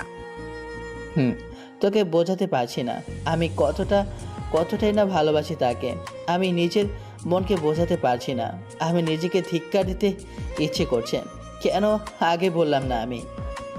মন খারাপ করিস না দোস্ত, দেখবি তোর জীবনে অনেক ভালো মেয়ে আসবে। ভালো মেয়ে কি করবি দোস্ত? আমি যে মিতুকে খুব ভালোবাসি, কি করে বোঝাই আমি তোকে? থাক মন খারাপ করিস না, আমাকে দেখ। আমি কি তোর মতো কান্না করেছি নাকি? চল ভেতরে চল। না, আমি আর যাব না। গেলে আমি নিজেকে আটকাতে পারবো না। প্লিজ আমায় যেতে বলিস না। আরে চল, আমিও বেশিক্ষণ থাকবো না। গিয়ে শুধু মিতুর বয়ফ্রেন্ডকে দেখে আসবো, দেখবো সে তোর থেকে কত বেশি ভালো। না দোস্ত, তুই যা, আমি যাব না। আরে চল, যাবো আর আসবো শুধু। ফাহাদ যেতে চাচ্ছিল না, এক প্রকার জোর করে নিয়ে গেল ভিতরে। গিয়ে দেখলো মিতুর সাথে একটা ছেলে দাঁড়িয়ে আছে। দেখে বোঝা যাচ্ছে ছেলেটা প্লে বয়। ফাহাদ তাদের দিকে তাকাচ্ছে না, নিচের দিকে তাকিয়ে আছে। চারপাশে তাকাতেই দেখে ইরা নেই। গেল কই? চারপাশে দেখতে লাগলো, গেল কই? এমন সময় ঠাস ঠাস করে 2টা থাপ্পড়ের আওয়াজ পেল। সামনে তাকিয়ে তো অবাক, এর আবার কি হলো? 2টা থাপ্পড় খেয়ে গালে হাত দিয়ে দাঁড়িয়ে আছে মিতুর বয়ফ্রেন্ড। কি হলো কিছুই বুঝতে পারলো না। চরগুলো দিয়েছে ইরার আবার কি হলো? সব কিছু যেন মাথার উপর দিয়ে যাচ্ছে। ইরা এবার কেন মিতুর বয়ফ্রেন্ডকে থাপ্পড় দিতে গেল? আর মিতুর বয়ফ্রেন্ডই বা কিছু বলল না কেন? মাথা নিচু করে দাঁড়িয়ে আছে। ইরাকে দেখে বোঝা যাচ্ছে প্রচণ্ড রেগে আছে। চোখ মুখ লাল হয়ে গেছে, মনে হয় চোখ দিয়ে আগুন বের হবে। ইরা আবার মিতুর বয়ফ্রেন্ডকে থাপ্পড় দিতে হাত উঠালো। এবার মিতু ইরার হাত ধরে নেই। ইরার রাগ ক্রমশ বেড়েই চলছে। ইরার হাত ধরে মিতু বলে উঠলো, আপনি কে? আর আমার বয়ফ্রেন্ডকে মারছেন কেন? ওকে জিজ্ঞেস কর আমি কে। নিলয় বলো, এই মেয়েটা কে? আর তোকে মারলো তুই কিছু বললি না কেন? চুপচাপ দাঁড়িয়ে আছিস, বল মেয়েটাকে। নিলয় চুপচাপ মাথা নিচু করে দাঁড়িয়ে আছে। কিরে বল আমি কে। নিলয় আগের ন্যায় মাথা নিচু করে দাঁড়িয়ে আছে। তোকে বলতে হবে না, আমিই বলতেছি আমি কে। এরপর ইরা যেটা বলল সেটা শোনার জন্য আমি মোটেও প্রস্তুত ছিলাম না। আমি কেন, ফাহাদ বা মিতু কেউ প্রস্তুত ছিল না। এটা শুনেই আমি বোকা বনে গেছি, সাথে মিতু আর ফাহাদ। ইরা বলল, ওর নাম নিলয়, আমার সাথে ওর 3 মাসের সম্পর্ক ছিল, এখনো আছে। এটাকে ভালোবাসা বললে চলে না। ও শুধু আমার দেহকে ভালোবাসতো, বারবার রুম ডেট করার কথা বলতো, কিন্তু আমি এমন মেয়ে না, তাই জন্যই হয়তো বেঁচে গেছি আমি। একদিন হঠাৎ করে দেখলাম নিলয় একটা মেয়ের সাথে বসে আছে পার্কে। সেখানে গিয়ে দেখলাম নিলয় একটা মেয়ের কোলে মাথা দিয়ে আছে। মুহূর্তের মধ্যেই রাগে হাত পা কাঁপতে শুরু করলো আমার। তারপর সেখানে গিয়ে ঠাস ঠাস করে 2টা থাপ্পড় মেরে দিলাম নিলয়কে। নিলয় কিছু না বলে মেয়েটিকে পাঠিয়ে দিল। পরে আমাকে বলেছে ওর নাকি বোন হয় মেয়েটি, আর ও নাকি ওর বোনকে নিয়ে ঘুরতে এসেছিল, আর ওর নাকি শরীর খারাপ লাগছিল, তাই ওর বোনের কোলে মাথা দিয়ে শুয়েছিল। আরও অনেক কিছু বলে আমাকে কনভিন্স করেছে। 3 মাসের রিলেশন হলেও খুব ভালোবাসতাম আমি ওকে, তাই ওকে অনেক বিশ্বাস করতাম। তাই সেই দিনের বলা কথাগুলো বিশ্বাস করে নিয়েছিলাম, কিন্তু ও সেই বিশ্বাসের সুযোগ নিয়েছে, খেলা করেছে আমার মতো মেয়ের ভালোবাসা নিয়ে। না জানি আরও কত মেয়ের সাথে এরকম করেছে। কখনো ওর সাথে আমার রিলেশন আছে, এখনও ওর সাথে আমার রিলেশন আছে। না জানি কত মেয়ের সাথে রিলেশন আছে ওর। ভাগ্য ভালো এখানে এসেছিলাম, না হলে তো আসল রূপ কখনোই ধরতে পারতাম না। আর ওর সাথে রিলেশনে ছিলাম বলে আমি অর্ণবকে না বলে থেমে গেল। তোমার আর আমার ভাগ্য ভালো মিতু, আমি না আসলে হয়তো ও তোমারও কোনো ক্ষতি করে দিত। না জানি আর কতগুলো গার্লফ্রেন্ড আছে ওর। তোকে তো পুলিশে দেওয়া উচিত। এই কথাগুলো বলেছিল ইরা। কথাগুলো শুনে মিতু জাস্ট হাঁ হয়ে গেছে। মুখ থেকে কোনো কথা বের হচ্ছে না, রাগে হাত পা কাঁপছে। এমন সময় ঠাস ঠাস করে আরও 2টা থাপ্পড় দিল মিতু নিলয়ের গালে। কি রে বল, আর কত মেয়েকে নিয়ে খেলা করেছিস তুই, জানোয়ারের বাচ্চা। তোকে তো পুলিশে দিতাম আমি, কিন্তু দিলাম না। যা, তোকে ছেড়ে দিলাম আমি এইবারের মতো ঠিক হয়ে যাওয়ার জন্য, ঠিক আছে? চোখের সামনে থেকে। এই বলে মিতু আরও 2টা থাপ্পড় দিয়ে দিল, সাথে ইরাও 2টা দিয়ে দিল। অর্ণব আর ফাহাদ হা হয়ে শুধু দেখছে। নিলয় চলে গেল। অর্ণব ভাবছে এই সুযোগে ফাহাদের লাইন ক্লিয়ার করা যাবে। মিতু বলল, ধন্যবাদ আপু আপনাকে। আপনি না থাকলে হয়তো আজ অনেক বড় ক্ষতি হয়ে যেত আমার। আর আপনাকে তো চিনলাম না। এরা কোনো কিছু বলার আগেই অর্ণব বলল, এটা হচ্ছে আমার সিনিয়র ফুফাতো বোন। এরা কিছু বলল না, একটু রাগী দৃষ্টিতে তাকিয়ে থাকলো আর বলল, ধন্যবাদ দেওয়ার কিছু নেই। তা ফাহাদ, তুই ওইভাবে তখন চলে গেলি কেন? আমি বলছি, জানেন আপু, হারামিটা আমাকে কি যেন বলবে বলে বলেছিল, কিন্তু না বলে চলে গেল। তখন অনেক রাগ হয়েছিল আমার। আসলে ফাহাদের চলে যাওয়ার কারণ হচ্ছে ও তোমাকে গত 2 বছর ধরে ভালোবাসে, কিন্তু তোমাদের ফ্রেন্ডশিপ নষ্ট হওয়ার ভয়ে কখনো বলেনি। আজ তোমাকে প্রপোজ করতে চেয়েছিল, কিন্তু যখন ও দেখলো যে তুমি তোমার বয়ফ্রেন্ডকে সাথে করে নিয়ে এসেছো আর তোমার বয়ফ্রেন্ড আছে, তখন সেটা মেনে নিতে পারেনি ফাহাদ। তখন কাঁদতে কাঁদতে এখান থেকে চলে যাচ্ছিল, তখন আমরা ওকে ধরে নিয়ে এলাম। কি রে, উনি যা বলছে তা কি সত্যি? সব সত্যি। আসলে মিতু, আমি তোকে গত 2 বছর ধরে ভালোবাসি, কিন্তু কখনো বলা হয়নি। ভয় হয় যদি আমাকে ছেড়ে চলে যাস, যদি ফ্রেন্ডশিপ নষ্ট করিস। প্লিজ বিশ্বাস কর, তোকে আমি অনেক ভালোবাসি, যা বলে বোঝাতে পারবো না। এতদিন যখন বলতে পারিসনি তো আজকে কেন বলছিস? ভাবলাম একদিন না একদিন তো বলতে হবে, আজকে না হয় বলে দিই, কী আবার হবে। তোকে খুন করতে ইচ্ছে করছে আমার। আগে কেন বলিসনি? রিলেশনে জড়ানোর পর তোর কথা মনে পড়তো। তুই আমার বেস্ট ফ্রেন্ড, তোর প্রতি আমারও তো একটা ফিলিংস আছে নাকি? আমিও তো তোর বেস্ট ফ্রেন্ড, তাহলে কি আমারও প্রতি ফিলিংস আছে? অর্ণবের কথা শুনে ইরাসহ 3জন হাঁ হয়ে তাকিয়ে আছে। অর্ণব আমতা আমতা করে বলল, তোরা এভাবে তাকিয়ে আছিস কেন? একটু মজা করে বলেছি। তাহলে ঠিক আছে, না হলে আজ তুই শেষ। আরে কুল কুল, আমি তো মজা করে বলছি। ফাহাদ, তোকে এই মুহূর্তে না খুন করতে ইচ্ছে করছে আমার। কেন? আমি আবার কি করলাম? তুই যে আমায় ভালোবাসিস, সেটা অন্যের মুখ থেকে শুনতে হচ্ছে আমার। এই তো এক্ষুনি বললাম আমি তোমাকে ভালোবাসি, আবারও বলতেছি অনেক অনেক ভালোবাসি তোমায় আমি। তুমি কি আমায় ভালোবাসো না? বাসি, তবে এখন প্রপোজ করতে হবে আমায়। ঠিক আছে, করছি জানেমান। এই বলে ফাহাদ পেছন থেকে একটা গোলাপ ফুল বের করে মিতুর সামনে এগিয়ে দিয়ে হাঁটু গেড়ে বসে বলল, তোমায় প্রথম দেখাতেই প্রেমে পড়ে গিয়েছি আমি, আমার মহারানী। তোমায় যে মনের ছোট্ট ঘরে ঠাঁই দিয়েছি অনেক আগে। তুমি কি হবে আমার বাচ্চার আম্মু? তুমি কি হবে আমার সেই শোক পাখি যাকে আঁকড়ে ধরে আমি সারা জীবন বাঁচতে চাই? তুমি কি হবে আমার জ্যোৎস্নারাতের সঙ্গী? তুমি কি হবে আমার সেই সঙ্গী যাকে আমি সব সময় জ্বালাতে চাই? ভালোবাসবে কি আমায়? দেবে কি তোমার এই ছোট মনের জায়গা? আমার এলোমেলো জীবনের প্রথম প্রণয় তুমি মিতু, আমার জীবনের সুখতারা তুমি মিতু, আমার বাচ্চা মরার শূন্য পয়েন্ট তুমি মিতু। অবশেষে একটা কথাই বলতে চাই, ভালোবাসি, বড্ড বেশি ভালোবাসি তোমায়, অনেক ভালোবাসি, যা বলে প্রকাশ করতে পারবো না। Love you. হব তোর বাচ্চার আম্মু, হব তোমার সেই জ্যোৎস্না রাতের সঙ্গী, হব তোর বেঁচে থাকার কারণ, হব তোমার সেই শুভ পাখি। তোমায় দিব আমার মনে ঘরের জায়গা, অনেক অনেক ভালোবাসবো। ভালোবাসা দিয়ে তোমার জীবনটা ভরিয়ে দিব। অনেক অনেক ভালোবাসি তোমায়, অনেক অনেক। I love you too. Mitu হাত থেকে ফুলটা নিয়ে ফাহাদকে শক্ত করে জড়িয়ে ধরলো। অর্ণব আর ইরা মুচকি মুচকি হাসছে। তখন অর্ণব কাশি দিয়ে বলল, আমরা আছি এখানে, তোদের রোমান্টিক কথা পরে হবে, এখন আমার ট্রিট দে। দোস্ত এখন না নিলে হয় না, আমার কাছে বেশি টাকা নাই। না না, তা বললে তো হবে না। প্লিজ দোস্ত কালকে নিস, আজকে টাকা নিয়ে আসি নাই বেশি। অনেক কষ্ট হলে আজকে তোর জন্য আমাদের, এত চালাকি বাদ দে। তোরে আজকে ছাড়লে কালকে তোরে খুঁজেই পাওয়া যাবে না। তোকে আমি হাড়ে হাড়ে চিনি। কি রে, তুই সবসময় কিপটেমি করবি? দে টাকা দে। তারপর জোর করে ফাহাদের কাছ থেকে ট্রিট নিল। তারপর ট্রিট নিয়ে ফাহাদ আর মিতুকে বিদায় দিয়ে বাসায় আসতে লাগলো। সেখান থেকে বেরিয়ে দেখলো কোনো রিক্সা নেই। ফাহাদ আর মিতু তো মোটর সাইকেলে চলে গেল। এখন শুধু ইরা আর অর্ণব আছে। আশেপাশে কোনো রিক্সা পাচ্ছে না। কি আর করার, রিক্সা না পেয়ে ইরার অর্ণব হেঁটে হেঁটে বাড়ি ফিরছিল। হঠাৎ দেখলো সামনে একটা কুকুর দাঁড়িয়ে আছে। এটা দেখে অর্ণব তো শেষ। অর্ণব কুকুরকে অনেক ভয় পায়।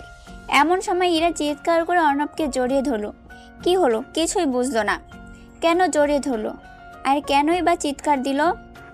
তখন অর্ণব বলল, কি হলে এভাবে জড়িয়ে ধরলেন কেন? ছাড়ুন বলছি। প্লিজ অর্ণব, কুকুরটাকে প্লিজ তারা। আমি খুব ভয় পাই, আমার খুব ভয় করছে এখন। এত বড় একটা মেয়ে সামান্য একটা কুকুরকে দেখে ভয় পান? অর্ণবের অবস্থা তো যায়, সেও তো কুকুরকে ভয় পায়। অর্ণবের পকেটে কতগুলো চকলেট ছিল, ওইগুলো দিতে কুকুরটা চকলেটের কাছে গেল। কিন্তু ইরা অর্ণবকে শক্ত করে জড়িয়ে ধরে আছে। তাই অর্ণব বলল, ছাড়ুন এবার, কুকুরটা চলে গেছে। তারপর ইরা ছেড়ে দিল। লজ্জা পেয়ে দুজনে পাশাপাশি হাঁটতে লাগলো। হাঁটতে হাঁটতে একটা রিক্সা পেয়ে গেল। তারপর রিক্সা করে বাসায় চলে আসলো। তারপর বাসায় এসে ইরার দেওয়া চাবি দিয়ে দরজা খুলতেই আউ চমকে উঠল। সামনে তাকিয়ে দেখে অর্ণবের আম্মু একটা চেয়ার নিয়ে সামনে বসে আছে, আর তার পাশে ঋতু দাঁড়িয়ে আছে। এটা দেখে অর্ণবের বুক শুকিয়ে গেল। ঢোক গিলতে গিলতে পিছনে ঘুরে যেই না দৌড় দিতে যাবে, তখনই আম্মু বলল, এই হারামজাদা, পালাবি না। কালকে বাসায় আসলে তোর খবর আছে বলে দিলাম। এই কথা শুনে থেমে গেল। কারণ এখন যদি পালায় তাহলে কালকে আসতেই হবে। কালকে আসলেই পিঠে লাঠি ভাঙবে। তাই এখন থেমে যাওয়াই ভালো। তখন অর্ণব আম্মুকে বলল, আম্মু, এত রাতে তুমি এখানে কি করছো? না ঘুমিয়ে? তোর জন্যই বসে আছি। কখন তুই বাসায় আসবি, কখন তোর আদর করব।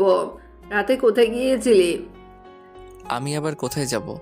এই তো ঘুম ধরতেছিল না, তাই বাইরে একটু হাওয়া খেতে গেছিলাম। ঘরে খুব গরম তো। এসি থাকা সত্ত্বেও গরম না? দাঁড়া, তোর গরম বের করছি আমি। আম্মু গো, তোমার একমাত্র পোলারে তুমি মারবা, একটু হাত কাঁপবে না? এটা তুমি করতে পারবা? দাঁড়া তো, অভিনয় বের করছি আমি। আজকে তোর পিঠের ছাল ছাড়িয়েই নিব। সাথে আবার ইরাকেও এত রাতে ভুলিয়ে ভালিয়ে নিয়ে গেছিস? অর্ণব হঠাৎ ভাবলো ইরাকে ফাঁসাবে। যেইভাবে সেই কাজ। অর্ণব বলল, আমি কি করলাম? কেন তুই জানিস না তুই কি করেছিস? সত্যি বলছি, আমি কিছুই করিনি। ওকে বললাম এত রাতে যাওয়ার দরকার নাই, কিন্তু কে শুনে কার কথা। বললাম এত রাতে ফুচকা পাওয়া যাবে না, কালকে এনে দিব, কিন্তু না, আমাকে জোর করে নিয়ে গেল এখানে। আমি কি করব? অর্ণবের কথা শুনে ইরা জাস্ট হা হয়ে গেছে। আম্মু কিছু বলল না। ইরা অর্ণবের দিকে রাগী দৃষ্টিতে তাকালো। তখন আম্মু বলল, ঠিক আছে, যা ঘরে যা। আজকে বেঁচে গেলি, ইরা নিয়ে গিয়েছিল বলে। ইরাকে না নিয়ে গেলে আজকে তুই শেষ। আর শোন, কখনোই দুজন বাহিরে যাবি না এত রাতে। আর গেলে আমার অনুমতি নিয়েই যাবি। ঠিক আছে। এই বলে আম্মু চলে গেল। অর্ণব হাঁপ ছেড়ে বাঁচলো। তারপর রুমে এসে নিচে বিছানা করলো। প্রায় 2 মিনিট হয়ে গেল, এখনও ইরা রুমে আসেনি। তাই রুম থেকে বাইরে বের হয়ে আসলো। এসে দেখে ইরা সোফায় বসে আছে মাথায় হাত দিয়ে। দেখে মনে হচ্ছে অসুস্থ। তাই ইরার কাছে গিয়ে বলল, কি হলো, এখানে বসে আছেন যে? অর্ণব, আমার খুব খারাপ লাগছে, বমি বমি ভাব হচ্ছে। প্লিজ আমায় রুমে নিয়ে চল, মাথাটা ভীষণ ব্যথা করছে। ঠিক আছে চলুন। তারপর ইরাকে ঘাড়ে হাত রেখে রুমে নিয়ে আসতে লাগলো। রুমের ভিতরে আসতে ইরা বলল, শুধু 1 মিনিট দাঁড়ান, ওয়াশরুমে চলেন। এই কথাটা শুধু বলেছে, সাথে সাথে ইরা বমি করা শুরু করে দিল। বমি করে জামাটা নষ্ট করে ফেললো, ধরে নিয়ে গিয়ে খাটে শুয়ে দিল। ইরা হোটেলে একটা শুধুমাত্র কোমল পানীয় খেয়েছিল, একটু খেয়ে এই অবস্থা। এই জন্যই নারীদের এসব তরল পানীয় খাওয়াতে নেই। ইরাকে শুয়ে দিয়ে রুমের বাইরে আসলো, তারপর গিয়ে ঋতুকে ডাকতে লাগলো। ঋতু বলল, কি হলো ভাইজান, ডাকছেন কেন? ইরা বমি করে ড্রেস নষ্ট করে দিয়েছে, যাও তো একটু চেঞ্জ করে দিয়ে আসো। অর্ণবের কথা শুনে ঋতু একটু কেমন করে তাকালো। কি হলো, কিছুই বুঝলো না। না, এভাবে তাকিয়ে আছে কেন? পরক্ষণে মনে পড়লো এরা বমি করেছে, আর এদিকে ঋতু কি না কি ভাবছে। তখন অর্ণব বলল, কি হলো, কথা কানে যায় না? যা বলছি। আপনি তো দিতে পারেন ড্রেস চেঞ্জ করে দিতে, আমায় কেন বলছেন? আমি পারবো না, যা তুই যা। নিজের স্ত্রীকে তো ড্রেস পরিয়ে দেবেন, এতে লজ্জা কি আছে? যান পরিয়ে দিয়ে আসুন। বেশি পাকা হয়ে গেছিস না, বলছি না যা। ঠিক আছে যাচ্ছি। এ কেমন স্বামী রে বাবা, নিজের স্ত্রীকে ড্রেস পরিয়ে দিতে লজ্জা পায়। এই বলে মুখ ভেঙচি কেটে চলে গেল ঋতু ইরার ড্রেস চেঞ্জ করতে। কিছুক্ষণ পর ঋতু ইরার ড্রেস চেঞ্জ করে বাইরে বের হলো। অর্ণব কিছু না বলে রুমের ভিতরে চলে আসলো। দরজাটা লক করে ইরার কাছে গেল। কি মায়াবী লাগছে দেখতে, মনে হচ্ছে কোনো নিষ্পাপ শিশু ঘুমিয়ে আছে। কপালে হাত দিয়ে দেখলো জ্বর আইছে নাকি। এই ভেবে কপালে হাত দিতেই দেখলো কপাল অনেক গরম, প্রচণ্ড জ্বর আইছে। এখন কি করবে? এত রাতে তো আর ডাক্তারও ডাকা যাবে না। তাই একটা বাড়িতে অল্প পানি নিয়ে এসে কাপড় দিয়ে জলপট্টি দিতে লাগলো। এভাবে জলপট্টি দিতে দিতে কখন যে ইরার পাশে ইরার বেডে মাথা দিয়ে ঘুমিয়ে গেছে মনে নেই। এদিকে সকালে ইরার ঘুম ভেঙে যায়। তাকিয়ে দেখে পাশে অর্ণব বেডে মাথা দিয়ে শুয়ে আছে, আর তার কপালে কাপড়। এসব দেখে বুঝে যায় ইরা যে কাল রাতে তার জ্বর এসেছিল। এসব দেখে ইরা মুচকি হাসলো। এবার ইরা নিজের দিকে তাকিয়ে চমকে উঠল, দেখলো কালকে রাতের তার পরনের ড্রেসটা নেই। এটা দেখে ইরা চমকে উঠল। ইরার আর বুঝতে বাকি রইল না যে কাল রাতে কি হয়েছিল। আর ইরার মনে হচ্ছে ড্রেসটা অর্ণব চেঞ্জ করেছে। তাই ইরা প্রচণ্ড রেগে গেল। রেগে গিয়ে চিৎকার করে অর্ণবকে ডেকে তুলল। কি হলো, এইভাবে সকাল সকাল চিল্লাচ্ছেন কেন? তুই আমার সাথে কাল রাতে কি করেছিস? কেন, আমি আবার কি করলাম? কাল আমি এই ড্রেস পরে ঘুমাইনি, তাহলে আমি এই ড্রেস পরলাম কবে? তুই আমার সব শেষ করে দিয়েছিস। বলেই ঠাস ঠাস করে 2টা থাপ্পড় মেরে দিল। অর্ণবের অনেক রাগ হচ্ছে, তবু কিছু বলল না। তখন অর্ণব শান্ত গলায় ইরাকে বলল, আমার কথাটা তো শুনুন। কি কথা শুনবো তোর? তুই আসলেই একটা আমার ঘুমের সুযোগ নিয়েছিস। তোকে আমি একটু হলেও ভালো ভাবতাম। ছি ছি, তুই আমার সাথে এইসব করবি, এসব ভাবতেও পারিনি আমি। তুই আমার সাথে। আমার কথাটা তো শুনবেন প্লিজ। কি কথা শুনবো তোর? বলে ঠাস ঠাস করে আরও 2টা থাপ্পড় দিয়ে দিল। এবার অর্ণবের প্রচণ্ড রাগ হলো, না জেনে শুনে এসব কি কথা বলছে। এবার অর্ণব ঠাস ঠাস করে একটা থাপ্পড় দিল। থাপ্পড় খেয়ে ইরা বিছানার মধ্যে পড়ে গেল। উঠে অর্ণবকে আবারও থাপ্পড় মারতে যাবে, তখন অর্ণব হাত ধরে নিয়ে বলল, নিজেকে কি মনে করেন কি আপনি? আপনি শুধু ভালো, এ দেশে আর কোনো ভালো মানুষ নেই আমার সব কথা শুনবে তা না।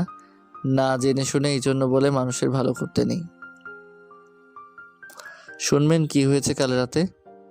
কাল রাতে আপনাকে যখন রুমে নিয়ে এলাম তখন আপনি আপনার জামার মধ্যে বমি করে জামা নষ্ট করে ফেললেন। এটুকু নিশ্চয়ই মনে আছে। তখন আমি কোনো উপায় না পেয়ে আপনাকে বিছানায় শুয়ে দিয়ে আমি ঋতুকে ডেকে নিয়ে এসে আপনার ড্রেস চেঞ্জ করিয়েছি। আমি এতটাও খারাপ না যতটা আপনি ভাবছেন। ইচ্ছে করলে আমি আপনার ঘুমের সুযোগ নিতে পারতাম, ইচ্ছে করলে আপনার ড্রেসটা আমি চেঞ্জ করে দিতে পারতাম, কিন্তু এতটা খারাপ আমি না। সেই শিক্ষা আমি পাইনি। আপনার যদি বিশ্বাস না হয় তাহলে ঋতুকে গিয়ে জিজ্ঞেস করতে পারেন। আপনি এসব না জেনে শুনে থাপ্পড় মেরে দিলেন। বাহ বাহ, আপনার তুলনা নেই। অর্ণব কথাগুলো বলে ইরার হাতটা এক ঝটকায় সরিয়ে দিল। তারপর রুম থেকে বেরিয়ে চলে আসলো। ইরা পেছন থেকে অনেকবার ডাকাডাকি করলো, কিন্তু অর্ণব রুম থেকে বেরিয়ে বাইরে চলে আসলো। তারপর ফাহাদকে কল করে ডেকে নিয়ে আসলো। তারপর শুরু থেকে শেষ পর্যন্ত সব বলল। তারপর বলল ওর মামার সাথে কথা বলতে। আসলে ফাহাদের মামা হচ্ছে উকিল, ডিভোর্স স্পেশালিস্ট। তারপর অর্ণব আর ফাহাদ তার মামার কাছে চলে গেল। তারপর ফাহাদের মামার কাছে সব শেয়ার করলো, প্রথম থেকে শেষ পর্যন্ত সব খুলে বলল। ফাহাদের মামা অর্ণবকে বুঝাতে লাগলো যে সব কিছুই ঠিক হয়ে যাবে। কিন্তু কে শোনে কার কথা?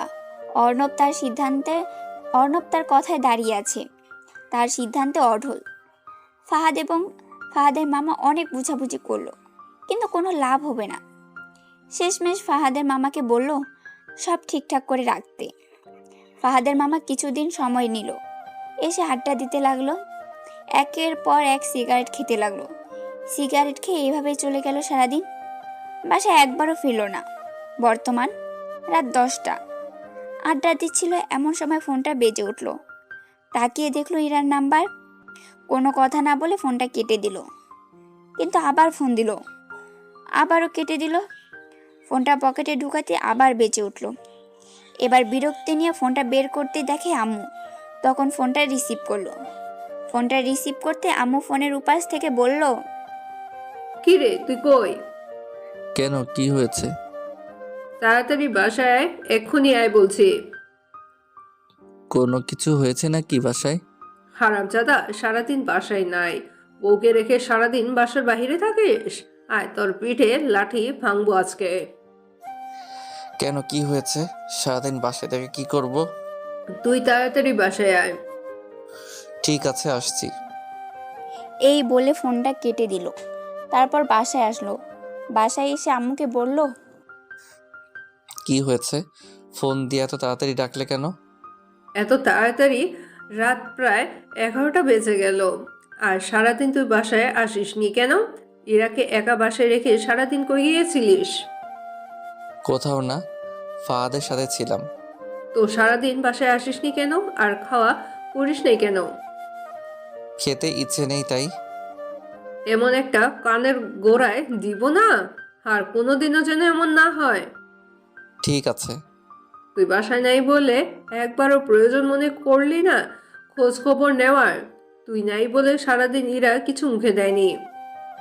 অর্ণব একটু অবাক হলো। তার জন্য নাকি ইরা খায়নি, এটা বিশ্বাসই হচ্ছে না। তখন আম্মু আবার বলল, ইরার সাথে তোর কি কিছু হয়েছে? না, আমার সাথে আবার কি হবে? তাহলে ও সারাদিন না খেয়ে আছে কেন? এত খেতে বললাম তাও খাচ্ছে না। ঠিক আছে, আমি দেখছি। তারপর অর্ণব রুমে গেল। ভিতরে যেতে ইরা অর্ণবের দিকে তাকালো উদাসভাবে। তখন অর্ণব বলল, আপনি নাকি সকাল থেকে কিছুই মুখে দেননি, কি হয়েছে বলুন আমায়। তুই আমাকে ক্ষমা করে দে, তখন আমি না জেনে শুনেই তোকে এভাবে মারাটা আমার উচিত হয়নি। আপনি ক্ষমা চাচ্ছেন কেন? আমি কিছু মনে করিনি, আর সরি তখন ওভাবে মারার জন্য। সত্যি আমায় ক্ষমা করে দিয়েছিস? দিয়েছি। এবার বলুন, সকাল থেকে কেন খাবার খাননি কেন? তুই কেন সকাল থেকে কিছু খাসনি? রাগ করে চলে গেছিস? আমার সঙ্গে আপনার কি? তোর সাথে আমার অনেক কিছু। এখন খাবি কিনা বল? না, আমার খিদে নেই, আপনি গিয়ে খেয়ে আসুন। তুই না খেলে আমিও খাবো না।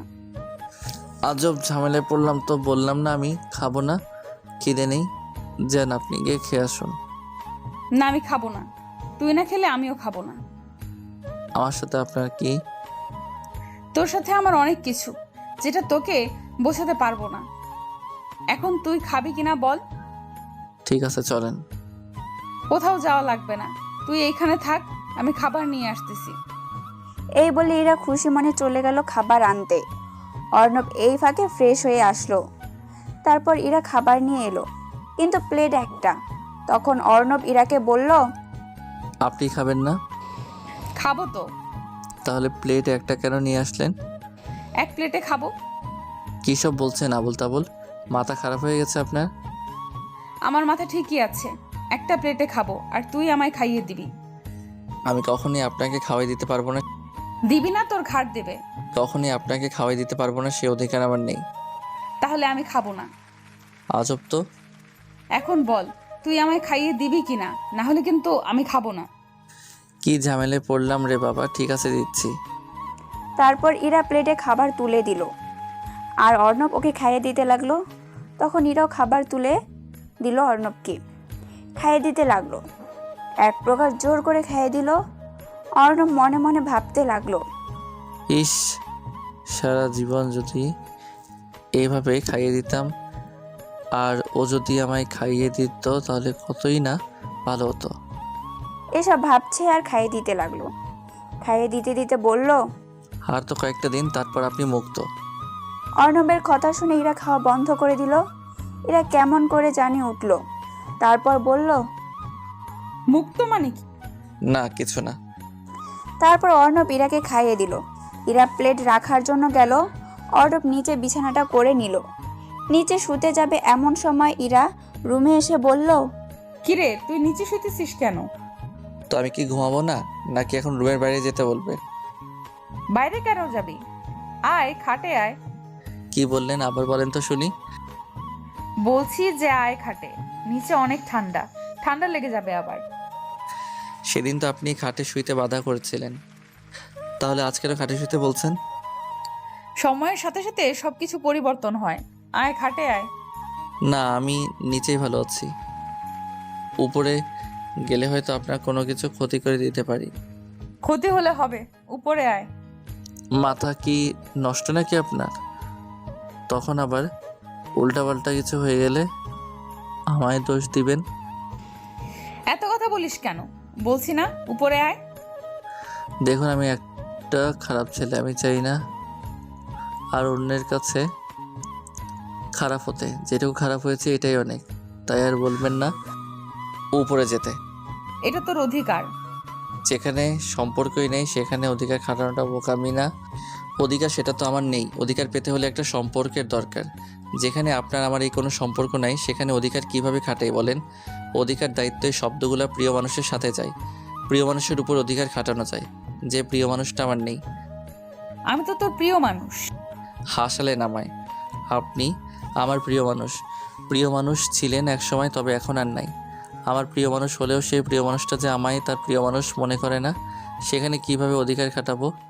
এটা তো বোকামি। কেন আমি তোর প্রিয় মানুষ আর তুই আমার প্রিয় মানুষ? হাসালে নামায়। অনেক মজা হয়েছে আর অনেক রাত হয়েছে, তাই ঘুমিয়ে পড়ুন। এই বলে ইরাকে কোনো কথা বলার সুযোগ না দিয়ে অর্ণব নিচে শুয়ে পড়ল।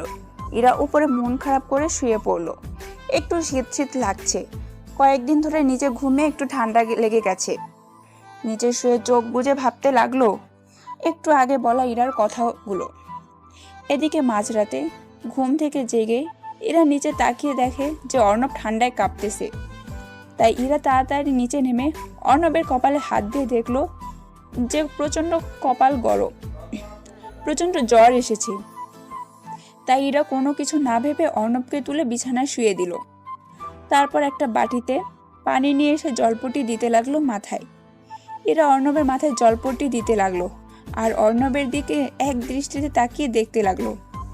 এমন সময় জ্বরের কারণে মুখ দিয়ে বেরিয়ে এলো, কি করে বোঝাই আমি তোমাকে কতটা ভালোবাসি? তোমায় যদি এই বুকটাকে চিরে দেখাতে পারতাম যে কথাটা ভালোবাসি তোমাকে যে আমি অসম্ভব ভালোবাসি। তুমি চলে গেলে আমি কি নিয়ে বাঁচবো? আমার বেঁচে থাকার ইচ্ছাটাই যে মরে যাচ্ছে। তুমি কেন আমাকে কষ্ট দাও? তোমাকে আমি সেই ছোটবেলা থেকে কতটা ভালোবাসি সেটা যদি তুমি জানতে। তুই অনেক কষ্ট দাও। তুই খুব পচা, খুব পচা, খুব পচা।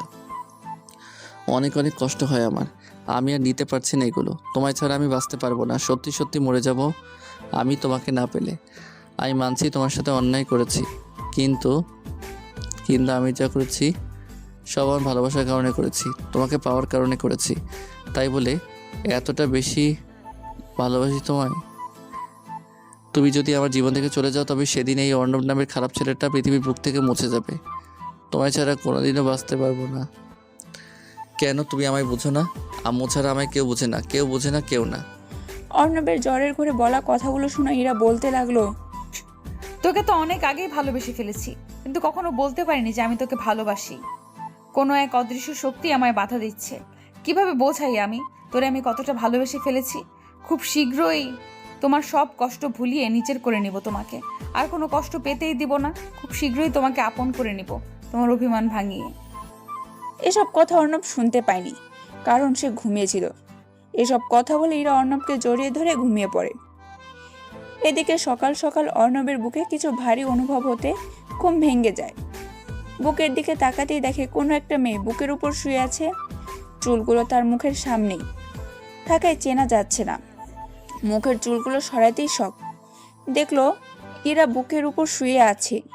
এসব দেখে অর্ণব ইরাকে ছাড়িয়ে লাফ মেরে ঘুম থেকে উঠে পড়ল। অর্ণব এভাবে উঠে পড়ে ইরার ঘুম ভেঙে গেল। তখন ইরা অর্ণবের দিকে তাকিয়ে একটা মুচকি হাসি দিয়ে বলল, কি হলো, এবার উঠে পড়লি কেন? আমি উপরে এসে কখন আপনাকে জড়িয়ে ধরলাম? সেটা আমি কি জানি? তুই আমাকে জড়িয়ে ধরলি বিশ্বাস করুন, আমি ইচ্ছা করে কিছুই করিনি। আমি আবার কখনো উপরে উঠলাম? কেন বল? আমি কি জানি? মনে হয় রাতে ভূত এসেছিল, না হয় তোর রাতে হাঁটার অভ্যাস আছে ঘুমের মধ্যে।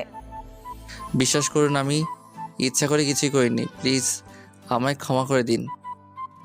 দিতে পারি ক্ষমা করে, তবে একটা শর্তে। কি শর্ত? তোকে আমায় ঘুরতে নিয়ে যেতে হবে, আর আগের মতো তুমি করে বলতে হবে। ঠিক আছে, ঘুরতে নিয়ে যাব, কিন্তু তুমি করে বলতে পারবো না। কেন পারবি না? আগে তো বলতি। আগে বলে ভুল করে ফেলেছি, তাই আর চাই না তুমি করে বলতে। তুমি করে বলবি কিনা বল? না, আমি আপনি করেই বলবো। আপনি আমার সিনিয়র একমাত্র বোন বলে কথা। আমি তোর কয় জন্মের বোন লাগি রে? আজ থেকে তুমি করে বলবি। না, আমি পারবো না। তুই কেন তোর ঘাড় বলবে? বল, তুই উপরে এসে আমাকে কেন জড়িয়ে ধরলি বল? কি মুশকিলে বললাম রে বাবা। ঠিক আছে, আজ থেকে আপনাকে তুমি করে বলবো। আজ থেকে নয়, এখন থেকেই বল। ঠিক আছে, বলবো। এই তো গুড বয়। এই বলে ইরা ফ্রেশ হতে ওয়াশরুমে চলে গেল। আর অর্ণ ভাবলার মতো দাঁড়িয়ে থাকলো। মাথা চুলকাতে চুলকাতে ভাবতে লাগলো, আমি আবার কখন রাতে উপরে গিয়ে ইরাকে জড়িয়ে ধরলাম। মাথার মধ্যে কিছু আসতেছে না। আমার তো আবার ঘুমের মধ্যে হাঁটার অভ্যাস নাই, হয়তো ভুল করে চলে গিয়েছে ঘুমের মধ্যে হেঁটেই। এসব কাউকে বলা যাবে না, মান সম্মানের বিষয়। ইরা শাওয়ার নিয়ে বেরিয়ে আসলো। আর অর্ণব এক ধ্যানে ইরার দিকে তাকিয়ে আছে, কোনো হুঁশ নেই। ইরা চুল মুছতে মুছতে কখন যে সামনে এসে দাঁড়িয়েছে বুঝতে পারেনি। ইরার তড়িতে ধ্যান ভাঙলো। তখন ইরা বলল, কি রে, এভাবে কি দেখতেছিস? তোমাকে দেখতেছি, যতই দেখি ততই মনে হয় মন ভরে না।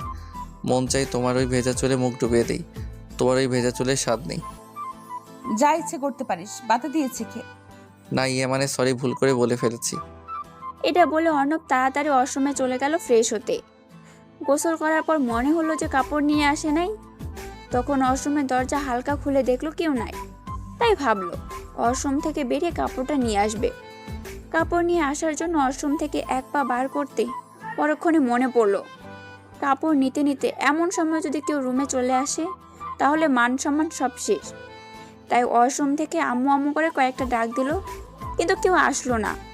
তাই এক প্রকার বাধ্য হয়ে টাওয়াল পেঁচিয়ে ওয়াশরুম থেকে বের হলো। কাপড় নিতে ওয়াশরুম থেকে বের হয়ে আলমারির কাছে যেতেই কেউ একজন রুমে প্রবেশ করলো। তাকিয়ে দেখলো ইরা, আর মুচকি মুচকি হাসছে। তখন অর্ণব লজ্জা পেয়ে এক দৌড়ে ওয়াশরুমে গেল আর বলল, এই যে শুনছেন? আবার আপনি? ঠিক আছে, তুমি করে বলছি। কাপড় আনিনি, একটু এনে দিবেন প্লিজ। আমি নিয়ে যেতে পারবো না, তুই এসে নিয়ে যা। দেখছেন কি মেয়ের বাবা, এই মেয়ের মাথায় আর মনে কি আছে কিছুই বুঝতে পারছে না। লজ্জা শরম কি সমুদ্রের পানিতে ফেলে দিয়েছে নাকি? কিছুই বুঝলো না, লুচ্চামি কোথাকার। তখন অর্ণব বলল, দিন না প্লিজ। আমি দিতে পারবো না, তুই এসে নিয়ে যা। থাক, আপনার দেওয়া লাগবে না, আমি আম্মুকে ডাকছি। এই বলে অর্ণব আম্মু আম্মু বলে কয়েকবার চেঁচালো, কিন্তু এলো না। আম্মু আর ফায়ার সার্ভিস দুইটাই এক, সঠিক সময়ে কোনোটাই আসে না। তখন ইরা বলল, ডেকে লাভ নেই, আসবে না, রান্না করতেছে। কেন এমন করছেন আমার সাথে? দিন না প্লিজ। না, তুই নিয়ে যা। আপনার কি লজ্জা শরম বলতে কিছুই নাই? সব কি শরবত করে গুলিয়ে খেয়েছেন নাকি? বাবা রে, বারে, বরের কাছে আবার লজ্জা শরম কিসে? কিসের বর? কার বর? মাথায় সমস্যা আছে নিশ্চিত। যান গিয়ে ডাক্তার দেখান। আমার মাথা ঠিকই আছে। তুই যদি কাপড় নিস তাহলে সে নিয়ে যা। থাক, নিবই না, বেরোবই না এখান থেকে। ঠিক আছে, দেখি কতক্ষণ ভেতরে থাকতে পারিস। ঠিক আছে, দেখা যাবে। এই বললে অর্ণব ওয়াশরুমের মধ্য থেকেই গেল। এক বিচ্ছিরি মুহূর্ত। এই মেয়েটার মাথায় কি চলছে কিছুই বোঝা যাচ্ছে না। মনে হয় মাথার স্ক্রু ঢিলা হয়ে গেছে, না হলে এভাবে বলে। মেয়েরা নাকি অনেক লাজুক হয়, কিন্তু এ তো দেখছি পুরো লজ্জাকে গুলে শরবত বানিয়ে খেয়েছে। ওয়াশরুমের ভিতরে থাকতে থাকতে 5, 10, 20 মিনিট হয়ে গেল, কেউ এলো না। অর্ণব মাঝে দরজা ফাঁক করে দেখে যে ইরা বিছানায় বসে পা দুলাচ্ছে আর ওয়াশরুমের দিকে তাকিয়ে আছে। আর 5 মিনিট পর ওয়াশরুমের দরজা ঠক ঠক আওয়াজ হলো। তারপর অর্ণব দরজাটা হালকা ফাঁক করলো, মাথাটা বাইর করে দেখলো সত্যি সত্যি এরা কাপড় নিয়ে এসেছে। মনে হয় এতক্ষণে মাথায় সুবুদ্ধি হইল। তারপর অর্ণব হাত বের করে কাপড়গুলো নিল। কাপড়গুলো নিয়ে পরে ওয়াশরুম থেকে বের হলো। দেখলো ইরা বিছানায় বসে আছে আর মুচকি মুচকি হাসছে। তারপর ইরা বলল, কিরে, কেমন শাস্তি পেলি? আমিও এর শেষ দেখে ছাড়বো। এক শেষে গরম তক্কু এক মাঘে শীত যায় না। ঠিক আছে, দেখা যাবে। আচ্ছা, তখন কি কিছু আপনি দেখেছেন? দেখেছি তো অনেক কিছুই, যা বলতে পারবো না। সত্যি কি আপনি কিছু দেখেছেন? না, কিছুই দেখিনি। তুই তো টাওয়াল পরেছিলিস, কিভাবে দেখবো? আর টাওয়ালটা না পরেও আসতে পারতি। তারপর ইরার সাথে নিচে গিয়ে খাবার খেয়ে নিল। তারপর খাওয়া দাওয়া শেষ করে বাসার বাইরে বন্ধুদের সাথে আড্ডা দিতে আসলো। আড্ডা দিতে দিতে দুপুর হয়ে গেল, তাই বাসায় আসলো। বাসায় এসে কলিং বেল চাপ দিতেই ইরা দরজা খুলে দিল। অবাক হলো, কারণ আম্মু ছাড়া কেউ দরজা খুলে দেয় না। আজকে ইরা খুলে দিল, ভাবতে অবাক লাগছে। আর মনে হয় অপেক্ষা করছিল, কারণ কলিং বেল চাপ দিতেই সাথে সাথে দরজা খুলে দিল। অর্ণব আর কিছু না ভেবে রুমে গেল। খুব ক্লান্ত লাগছে, তাই ফ্রেশ হয়ে দিল এক ঘুম। বিকেল টাইমে বুকের উপর কিছু ভারী অনুভব করলো, আর দম বন্ধ হওয়ার উপক্রমে ঘুমটা ভেঙে গেল। কেউ মনে হচ্ছে ঠোঁট দুটো চুষছে স্ট্রবেরির মতো। এটা স্বপ্ন ভেবে কিছুই করলো না অর্ণব। আস্তে আস্তে ঠোঁট দুটাকে কেউ বেশি বেশি করে চুষতে লাগলো। এটা স্বপ্ন হলো বাস্তব রকমের অনুভূতি, কেউ হার মানাবে। অর্ণব স্বপ্ন ভেবে ঠোঁটে দিল এক কামড়। সাথে সাথে করে আউ করে চিৎকারের শব্দ পেল। অর্ণব সাথে সাথে লাফ মেরে উঠল। এটা তো স্বপ্ন ছিল, তাহলে কিভাবে কি? মাথায় কিছুই আসতেছে না। কি হলো এখানে? আর এর ঠোঁট হতেই বা রক্ত কেন বের হচ্ছে? ও তো স্বপ্নের ঠোঁটে কামড় দিয়েছিল। তার মানে একটু আগে যেটা স্বপ্নে ভাবলো সেটা সত্যি, সেটাই বাস্তব। কেমনে কি? এটা ভাবতেই অর্ণব অজ্ঞান হয়ে যাচ্ছে। ইরার দিকে তাকিয়ে দেখলো মুচকি মুচকি হাসছে লজ্জা পেয়ে। অর্ণব ভাবলার মতো তাকিয়ে রইল ইরার দিকে। এভাবে তাকিয়ে থাকতে দেখে ইরা বলল, এইভাবে হাবলার মতো তাকিয়ে আছিস?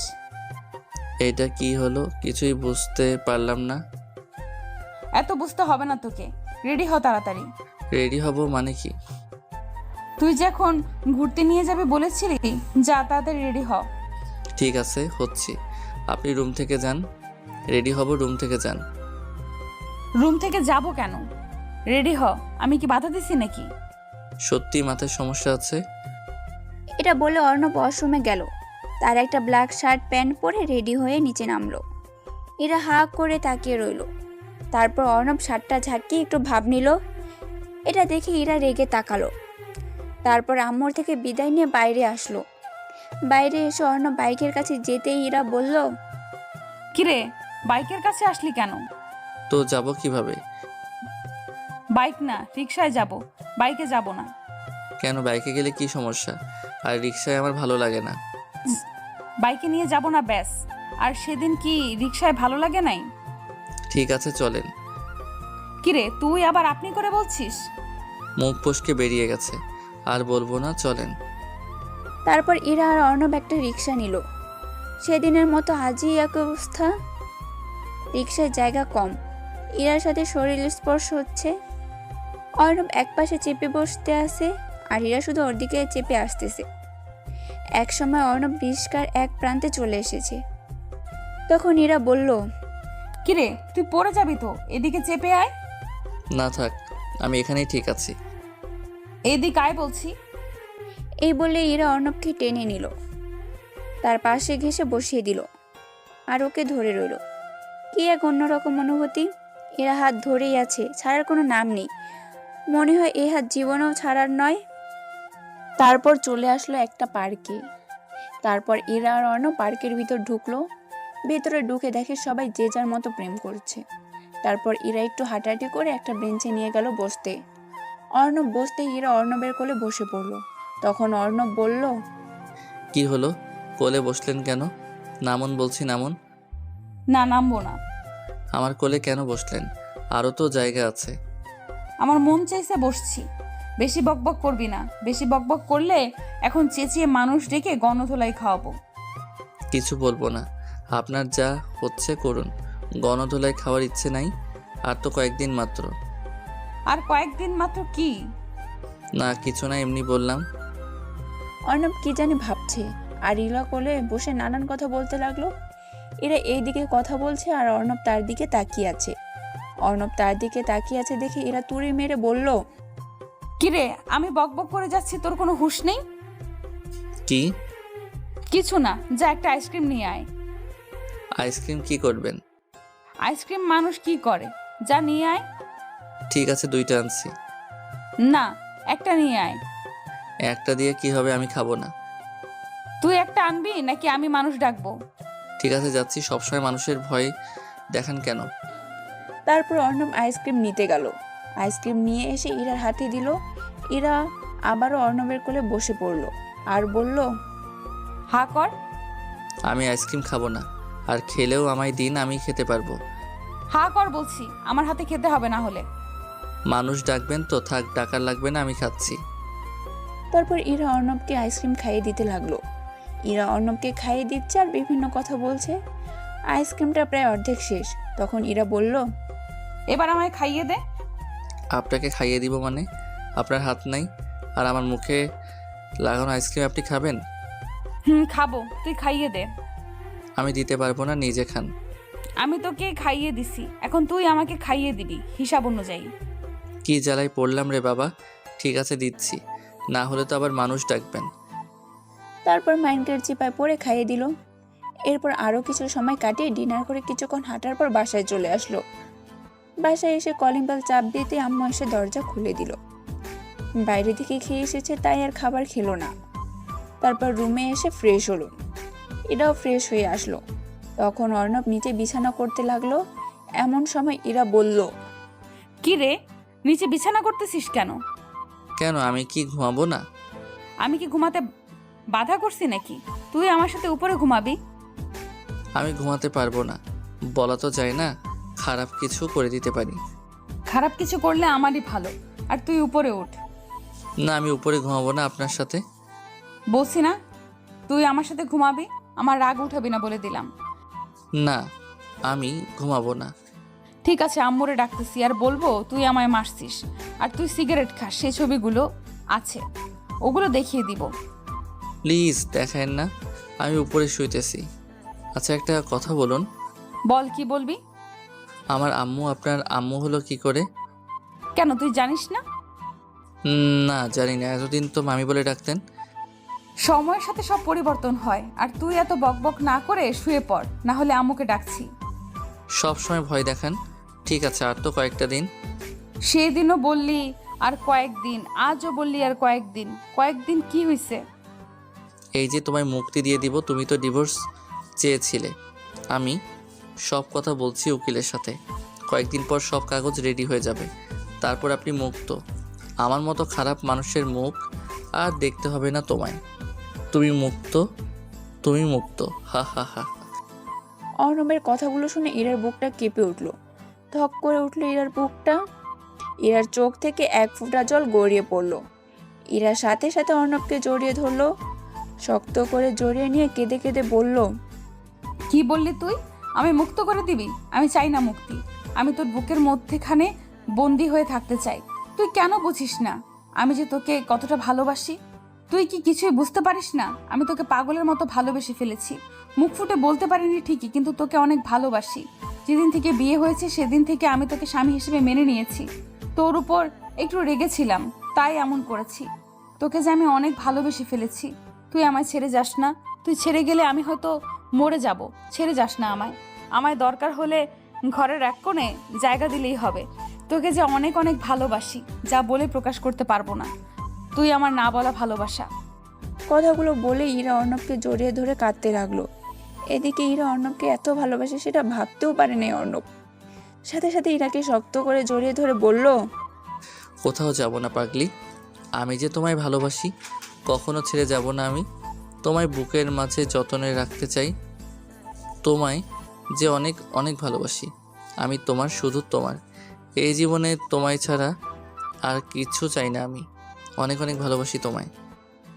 ইরা অর্ণবের কথা শুনে আরো শক্ত করে জড়িয়ে ধরলো। অর্ণবও তাকে খুব যত্নে বুকে জড়িয়ে নিল। ইরা অর্ণবের বুকে মাথা রেখে কেঁদেই চলছে। তখন অর্ণব ইরার মাথাটা বুক থেকে উঠিয়ে বলল, কি হলো বউ, কাঁদছো কেন? এমনি। ও তোমায় কিন্তু কাঁদলে অনেক কিউট লাগে, মন চায় থাপড়াইয়া আরও কাদাই। তো থাপড়াইয়া কাঁদা না দেখি। বউ তুমি এত রেগে যাচ্ছ কেন? আমি তো মজা করে বললাম, আমার কিউট বউটা। বেঁচে গেলি। আচ্ছা বউ, একটা কথা বলি। কি কথা বল। আমাদের তো বাসর হয় নাই, তাই যদি আজকে বাসর হয়, বাসরটা কি করা যায় না আজকে? তোর বউ তুই বাসর করবি, আমার কি? আরে ভাই, যখন পারমিশন পেয়ে গেছে ওদের আর পাইকে। ইরার সাথে ভালোবাসার সাগরে তলিয়ে গেল অজানা এক গন্তব্যে। কিন্তু আফসোস, কোনো ইলিশ মাছ পেল না।